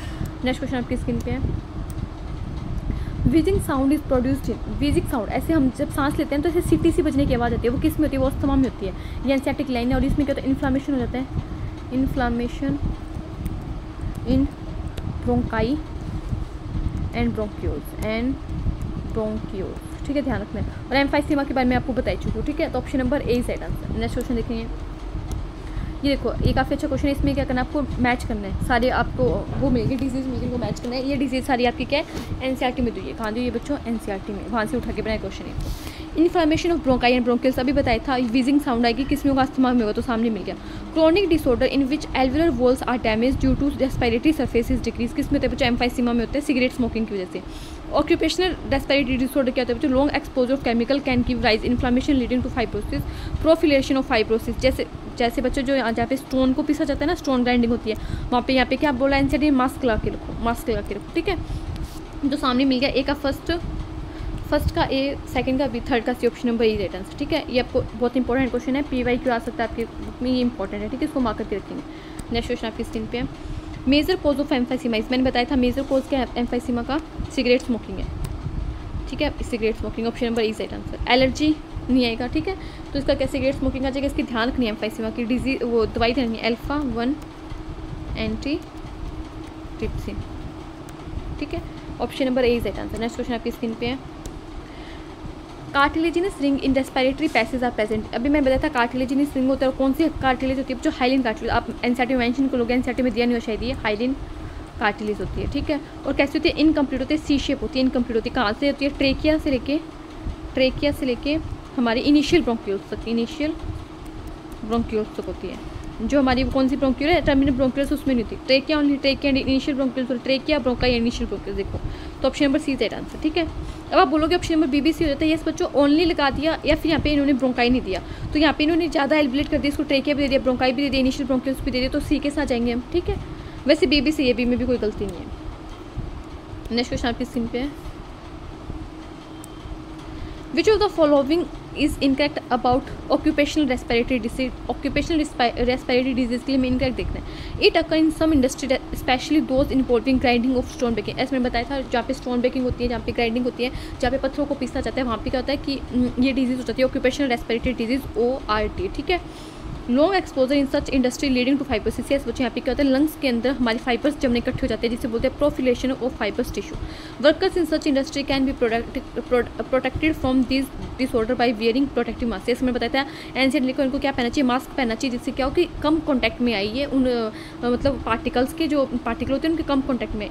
It is an allergic disease. देखो बच्चे, एलर्जिक डिजीज नहीं है, ठीक है, तो option number D right answer हो जाएगा। बाकी तीनों स्टेटमेंट क्या सही है, option number D right answer. Next question आपकी स्क्रीन पे है, carbonic anhydrase enzyme is found in high concentration. Carbonic anhydrase enzyme जो है वो कहाँ पे ज़्यादा कंसंट्रेशन में मिलेगा, तो जो हमारी RBC है उसके अंदर क्या होता है, इस एंजाइम की ज़्यादा मात्रा होती है, तो इरिथ्रोसाइट RBC के अंदर।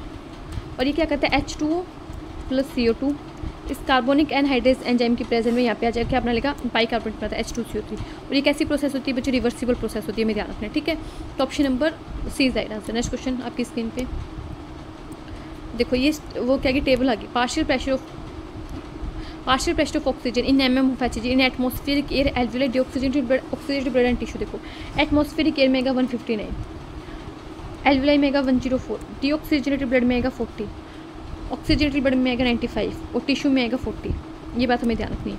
वहीं पे मैं आपको CO2 के लिए बताऊँ, CO2 के लिए सबसे पहले एटमॉस्फेरिक एयर में, एटमॉस्फेरिक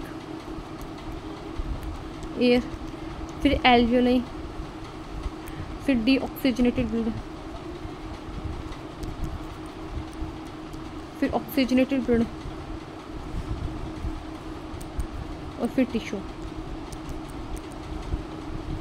देखो, एटमॉस्फेरिक में 0.3 mm of Hg, सारा डाटा किसमें बच्चों, mm of Hg में।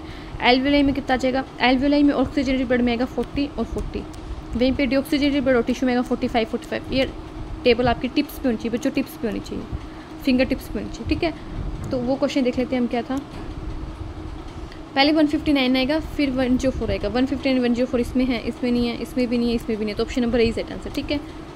mm of Hg full form millimetre of mercury, ऐसे लिख के दिया, millimetre of Hg, millimetre of Hg, ठीक है।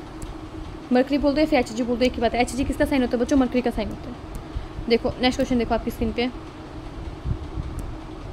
Receptors associated with aortic and carotid artery are recognise change in dash and dash concentration and send necessary signal to dash for remedial action. ये कौन सा बच्चों सेंटर है, chemo sensitive area, उसके बारे में बात हो रही है, कीमो सेंसिटिव एरिया किसके लिए बच्चों सेंसिटिव होते हैं? CO2 के लिए और H+ आयन की कंसंट्रेशन के लिए। ऑक्सीजन का इस पर कोई भी इफेक्ट नहीं पड़ता।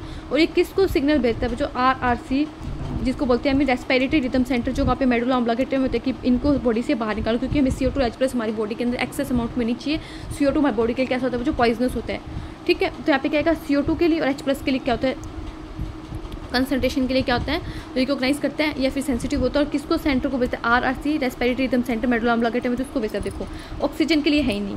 CO2 H+ रिदमिक सेंटर हो सकता है, CO2 H+ एपिन्यूट्रिस्टिक सेंटर इसलिए नहीं आएगा, ऑक्सीजन के लिए नहीं। तो ऑप्शन नंबर 20 है आंसर, ठीक है। ये डायरेक्ट NCERT की लाइन आपकी। नेक्स्ट क्वेश्चन आपकी स्क्रीन पे है, देखो dash sensitive area is situated adjacent to rhythmic centre which is highly sensitive to dash and dash ion. देखो कौन सा एरिया होता है बच्चों? कीमो सेंसिटिव एरिया, तो थर्मो नहीं आएगा, थिग्मो नहीं आएगा। कीमो सेंसिटिव एरिया, ऑक्सीजन का इस पर कोई भी इफेक्ट नहीं पड़ता। कीमो सेंसिटिव एरिया CO2 और हाइड्रोजन आयन की कंसंट्रेशन के लिए क्या होता है?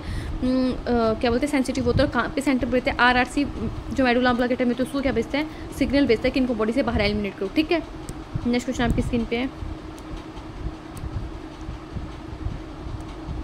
Which of the following are function of conducting part of the respiratory system. Conducting part of respiratory system कहाँ से कहाँ होता है? एक्सटर्नल नोस्ट्रिल्स, हमारे बाहर नाक के जो छेद है एक्सटर्नल नोस्ट्रिल्स लेके external nostril to terminal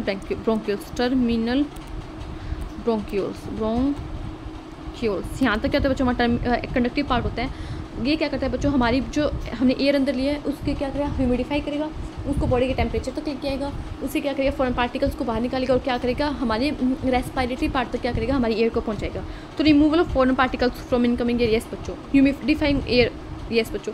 bring the temperature of incoming air to body temperature, yes बच्चों। All of the above option number D is right answer, ठीक है। नेक्स्ट क्वेश्चन देखेंगे, the vital capacity of adult human lung is equal to. देखो vital capacity क्या होती है? Vital capacity हमारे lung की मैक्सिमम कैपेसिटी होती है। इसमें क्या आता है? मतलब मैक्सिमम कैपेसिटी तो नहीं बोल सकते, मैक्सिमम वो कैपेसिटी है जिसको मेजर कर सकते हैं।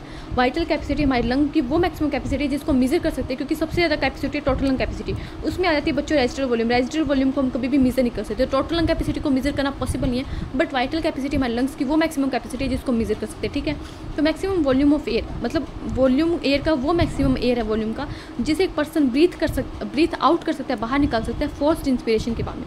देखो फोर्स्ड इंस्पिरेशन कर ली, किसी बंदे ने फोर्सफुली एयर को अंदर ले लिया, तो सबसे पहले जो उस बंदे ने फोर्सफुली अंदर लिया उसको बाहर निकालेगा। उसके बाद में क्या करेगा? वो नॉर्मल एक्सपिरेशन करेगा, टाइडल वॉल्यूम बाहर निकालेगा। उसके बाद में क्या करेगा? वो फोर्सफुली भी एयर को बाहर निकाल सकता है। इसको मिला के हम क्या बोलते हैं बच्चों? वाइटल कैपेसिटी बोलते हैं। तो ये डेफिनेशन सही है। The maximum volume of air a person can breathe in after forced expiration. Sorry, forced expiration कर दिया, किसी बंदे ने ज़बरदस्ती सांस को बाहर निकाल दिया, उसके बाद में वो कितनी एयर अंदर ले सकते हैं? तो पहले जो ज़बरदस्ती सांस को बाहर निकाले उसको अंदर लेगा, फिर नॉर्मल एयर को अंदर लेगा, फिर जो फोर्सफुली अंदर ले सकते तो उससे अंदर लेगा। तो ये भी क्या वाइटल कैपेसिटी है, और इन तीनों को मिला के वाइटल कैपेसिटी बोलते हैं। तो ऑल ऑफ द अबव सारी आपकी NCERT की लाइन है बच्चों, NCERT में लिखा हुआ है, कहीं बाहर से बनाया हुआ क्वेश्चन नहीं है, ठीक है। तो वाइटल कैपेसिटी ये होता है। और टोटल लंग कैपेसिटी को मैं क्या लिखती हूँ? टोटल लंग कैपेसिटी में, सॉरी, जब मैं टोटल लंग कैपेसिटी में से रेजिडुअल वॉल्यूम माइनस कर दूँ वो भी वाइटल कैपेसिटी बन जाता है, ठीक है। ये बात ध्यान रखनी है। और जब मैं वाइटल कैपेसिटी में रेजिडुअल वॉल्यूम को ऐड कर दूँ तो वो टोटल लंग कैपेसिटी बन जाती है। बात हमने पहले लेक्चर में काफ़ी अच्छे से पढ़ी हुई। तो option number D right answer होगा इस क्वेश्चन का। नेक्स्ट क्वेश्चन आपकी स्क्रीन पे है, ड्यूरिंग इनहेलेशन द डायफ्राम। जब हम इनहेलेशन करें बच्चों, एयर को अंदर लेते हैं, और हमें पता है एयर हमेशा कहाँ मूव करती है? High pressure to low pressure move करती है। तो मतलब हम एयर को अंदर ले रहे हैं तो हमारे लंग्स के अंदर कैसा प्रेशर है बच्चों? नेगेटिव प्रेशर, इसलिए हमने इसे नेगेटिव ब्रीथिंग भी बोला है, NCERT में डायरेक्ट लिखा हुआ है। तो इसके टाइम में क्या होता है? ड्यूरिंग इनहेलेशन क्या होता है? कॉन्ट्रैक्शन होता है, किसमें? डायफ्राम में और एक्सटर्नल इंटरकोस्टल मसल्स में। कॉन्ट्रैक्शन होगा, रिलैक्सेशन होगा, तो इन दोनों ऑप्शन को काट दो। और जब पहले डायफ्राम ऐसा होता है, डोम शेप होता है, फिर ऐसे फ्लैट हो जाता है, तो पहले ऊपर होता है फिर नीचे चला जाता है, तो कॉन्टैक्ट होगा और उसका मूव कहाँ होगा? डाउनवर्ड होगा। तो option number B is right answer, ठीक है। नेक्स्ट क्वेश्चन आपकी स्क्रीन पे, the process of breathing in aquatic animal is called. देखो हमने 3-4 टाइप की ब्रीथिंग पढ़ी थी। एक तो पढ़ा था पल्मोनरी वेंटिलेशन, पल्मोनरी रेस्पिरेशन होता है through lungs, cutaneous respiration through moist skin, ये हमने पढ़ा था। गिल्स रेस्पिरेशन को बोलते हैं ब्रैंकियल रेस्पिरेशन, ब्रैंकियल रेस्पिरेशन। और ये किस में होता है बच्चों? एक्वेटिक एनिमल्स में होता है, थ्रू गिल्स होता है। Option number C is right answer, ठीक है। नेक्स्ट क्वेश्चन देखेंगे, the total percentage of oxygen transported by haemoglobin और RBC इज। देखो ऑक्सीजन का ट्रांसपोर्ट हमने 2 तरीकों से पढ़ा था, 97% पढ़ा था और 3% पढ़ा था। जो 97% है वो हीमोग्लोबिन के साथ होगा RBC के अंदर, वहीं पे जो 3% है वो डिजोल्व फॉर्म में प्लाज्मा के साथ में होगा, ठीक है। तो 97% ऑक्सीजन किसके साथ जाती है, हीमोग्लोबिन के साथ जाती है, क्या बनाती है, ऑक्सीहीमोग्लोबिन बनाती है। Option number B is right answer. Next question आपकी स्क्रीन पे है, select the incorrect statement from the following. हमें क्या करना है, इनकरेक्ट स्टेटमेंट को फाइंड करना फ्लोपिंग से। Diffusion of oxygen occurs from alveoli to tissue, alveoli से टिश्यू की तरफ ऑक्सीजन का डिफ्यूजन होगा। यस बच्चों, एल्वेलाई के लिए जो ऑक्सीजन के जो कंसंट्रेशन ग्रेडियंट होते हैं वो कैसे होते हैं, alveoli to blood to tissue आ जाएगा। वहीं पे CO2 के लिए क्या होता है बच्चों, टिश्यू टू ब्लड और ब्लड से एल्वेलाई, उल्टा हो जाता है इसका, ठीक है। तो ये सही है, diffusion of CO2 occurs from tissue to alveoli. Yes बच्चों, टिश्यू से कहूँगा एल्वेलाई में होगा, ये बात भी सही है। Amount of CO2 diffuse through membrane is higher than of oxygen. Yes बच्चों, क्योंकि CO2 जो है वो 20 से 25 टाइम क्या होती है, 20 से 25 टाइम ज़्यादा सोल्यूबल होती है, तो ये बात सही है। Partial pressure of oxygen is higher in pulmonary artery than that of pulmonary vein. देखो मैं इसको रेज कर रही हूँ, ये क्या बोल रहा है, ये स्टेटमेंट भी सही है, ये भी सही है, ये भी सही है। ये क्या बोल रहा है, पार्शियल प्रेशर ऑफ ऑक्सीजन का हाई होगा पल्मोनरी आर्टरी में। देखो पल्मोनरी आर्टरी में कैसा ब्लड है बच्चों, डीऑक्सीजनेटेड ब्लड है, तो यहाँ पे पार्शियल प्रेशर कम होगा। पल्मोनरी वेन में ऑक्सीजनेटेड ब्लड है, तो यहाँ पे पार्शियल प्रेशर ऑक्सीजन का ज़्यादा होगा। तो option number D right answer होगा। हमसे इनकरेक्ट पूछे, इनकरेक्ट क्या, ऑप्शन नंबर डी है, गलती का हमने वो भी देख ली। नेक्स्ट क्वेश्चन आपकी स्क्रीन पे है, most of the carbon dioxide produced in tissue is transported to lungs as. कैसे जाती है बच्चों, 70% किसकी फॉर्म में जाती है बच्चों, बाई कार्बोनेट आयन की फॉर्म में, बाई कार्बोनेट आयन की फॉर्म में। अभी हमने देखे हैं, तो option number B right answer हो जाएगा, ठीक है। नेक्स्ट क्वेश्चन आपकी स्क्रीन पे है, the primary respiration organ in human is. Human के अंदर रेस्पिरेशन किस होती है बच्चों, लंग्स के अंदर, जिसे बोलते हैं पल्मोनरी रेस्पिरेशन, ये मैं पता होना चाहिए, ठीक है। तो option number A is right answer. Next question आपकी स्क्रीन पे है, in which form is most of the oxygen transported in the blood. अभी देखा था 97% ब्लड क्या बनाता है, हीमोग्लोबिन के साथ जुड़ के क्या बनाता है, ऑक्सीहीमोग्लोबिन बनता है, ऑक्सी। और ये कैसी प्रोसेस होती है बच्चों, रिवर्सिबल प्रोसेस होती है। कहाँ होती है, ये एल्वेलाई के अंदर होती है, एल्वेलाई के अंदर होती है, ठीक है।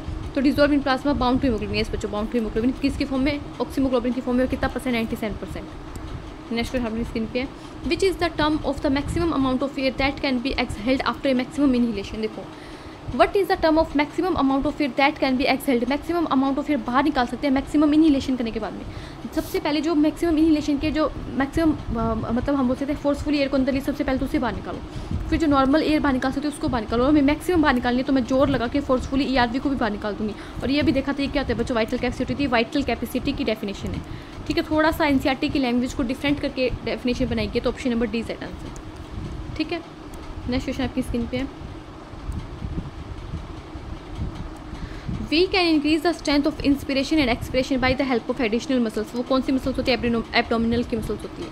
हमारी ब्रीथ रेट कितनी होती है, 12 से 16 टाइम्स पर मिनट होती है, ये हमारी ब्रीथ रेट होती है, ठीक है। नेक्स्ट क्वेश्चन आपको ध्यान रखना है, देखो, select the incorrect statement from the following. हमें क्या करना है, इनकरेक्ट स्टेटमेंट देखना है। Neural signals from pneumotaxic centre can reduce the duration of inspiration. Yes बच्चों, इंस्पिरेशन की जो ड्यूरेशन है वो कम हो जाती है। न्यूमोटैक्सिक सेंटर कहाँ होते हैं बच्चों, पॉन्स में होते हैं, पी से pneumotaxic centre. The role of oxygen in the regulation of respiratory rhythm centre is quite significant. Quite significant नहीं तो क्वाइट इनसिग्निफिकेंट होती है, एनसेटिक लाइन है।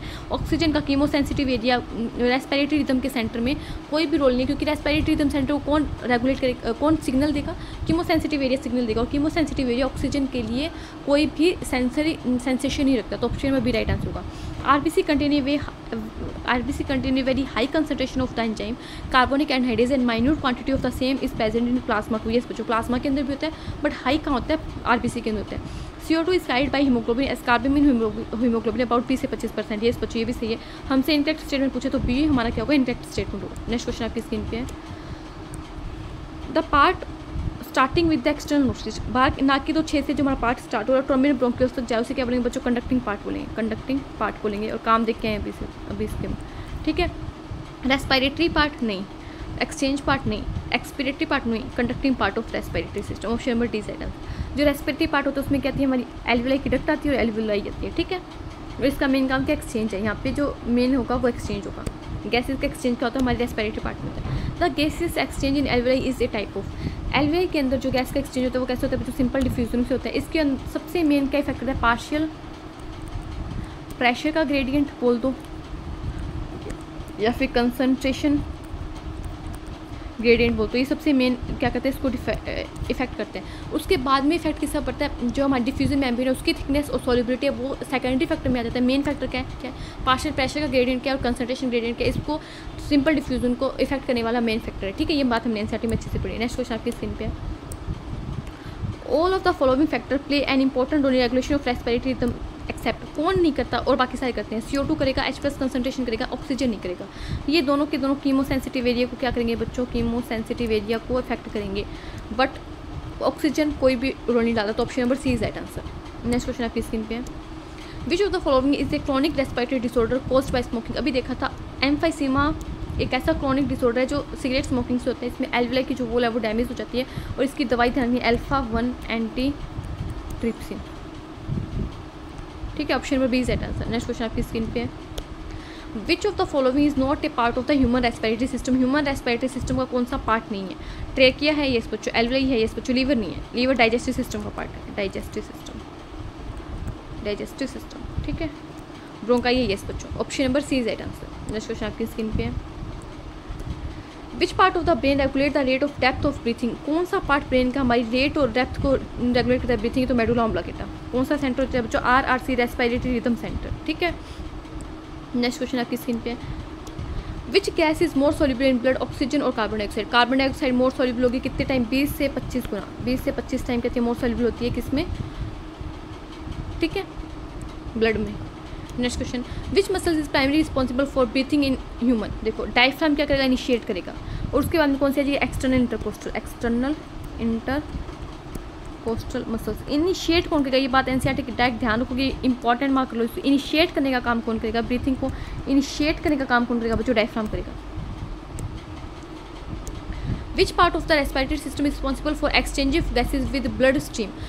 मेन जो हमारा हम बोल सकते हैं एक्सचेंज होता है गैसेज का, वो कौन से पार्ट में होता है बच्चों, एल्विलाई में होता है। एल्विलाई की वॉल क्या होती है, बहुत थिन होती है। इसकी कितनी हम बोल सकते हैं, डिफ्यूजन मेम्ब्रेन जो होती है, डिफ्यूजन मेम्ब्रेन की जो मोटाई कितनी होती है, लेस देन 1 मिलीमीटर होती है, ठीक है। बात ध्यान रखेंगे, एनसीईआरटी में लिखा हुआ है। Next question, what is the term of the normal amount of air that is left in the lungs after a maximum acceleration. हमने फोर्सफुली एयर को बाहर निकाल दिया, उसके बाद में भी लंग्स में कुछ अमाउंट रहेगी, उसे बोलते हैं रेजिडुअल वॉल्यूम। ये कहाँ पे ये रहा, और इसके अमाउंट कितनी होती है, 1100 से 1200 ml। ध्यान रखो 1100 से 1200 ml। फोर्सफुली एयर को बाहर निकालने के बाद में लंग्स के अंदर जो अमाउंट रहेगी उसे बोलते हैं रेजिडुअल वॉल्यूम। कितना होता है, 1100 से 1200 ml। और ये क्या करते हैं, हमारे लंग्स को कोलैप्स होने से बचाता है, कोलैप्स नहीं होता, ठीक है। नेक्स्ट क्वेश्चन आज की क्लास का लास्ट क्वेश्चन है, बताना मुझे वीडियो कैसी लगी। What is the term for the volume of air that can B forcefully excelled after normal acceleration. ये क्वेश्चन रिपीट हो गया बच्चों कि नॉर्मल नहीं, what is the term for the volume of air that can B forcefully exhaled. What is the term for the volume. बच्चों इस question में मुझे ना थोड़ा डाउट लग रहा है, यहाँ पे नॉर्मल एक्सीलेशन आके नॉर्मल इनहिलेशन आना चाहिए था मेरे अकॉर्डिंग। मैं इस क्वेश्चन को चेक कर लूँगी, इसे होल्ड करते हैं एक बार, ठीक है। तो आप मुझे बताना, इस क्वेश्चन के बार होल्ड कर मैं आपको नेक्स्ट क्लास में बता दूँगी। यहाँ पे मुझे क्वेश्चन लग रहा है, यहाँ पे इनहिलेशन आना चाहिए, मुझे थोड़ा सा डाउट लग रहा है, ठीक है। और बाकी आपको क्लास कैसी लगी आप बताना, ये क्वेश्चन में डाउट मैं आपको बता दूँगी। आज थैंक यू आपका मेरी क्लास देखने के लिए, मुझे इतना टाइम देने के लिए। 155 क्वेश्चन लेके आई थी मैं 155, उसमें से बताना मुझे आपका स्कोर क्या रहा। और हमेशा अपने फेस पे ऐसे रहो, हंसते रहो, मुस्कुराते रहो, हमेशा पढ़ते रहो, ठीक है। क्लास को बच्चों लाइक शेयर सब्सक्राइब करो, अगर आपको अच्छी लगी तो बच्चों like share subscribe please my channel, YouTube channel. अगर आप जितना प्यार दोगे उतना मुझे भी मोटिवेशन मिलेगा कि मैं भी आपके लिए कुछ अच्छा करूँ, बेहतर करूँ। प्लीज़ अपना स्कोर मुझे बताना, प्लीज़ बताना क्लास कैसी लगी। मैंने काफ़ी मेहनत की इतने सारे क्वेश्चन को अरेंज करने के लिए, PPT बनाने के लिए, और अच्छे से एक्सप्लेन करने की कोशिश की। फिर भी कोई गलती रह गई हो तो मुझे बताना क्लास में, मतलब कमेंट करके बताना। और थैंक यू। और वो एक क्वेश्चन रह गया, मैं उसे चेक करके बता दूँगी। और नेक्स्ट जो हमारी क्लास रहेगी उसमें मैं जो नेक्स्ट चैप्टर हमारा एक्सक्रेशन वाला उसे स्टार्ट करूँगी, ठीक है।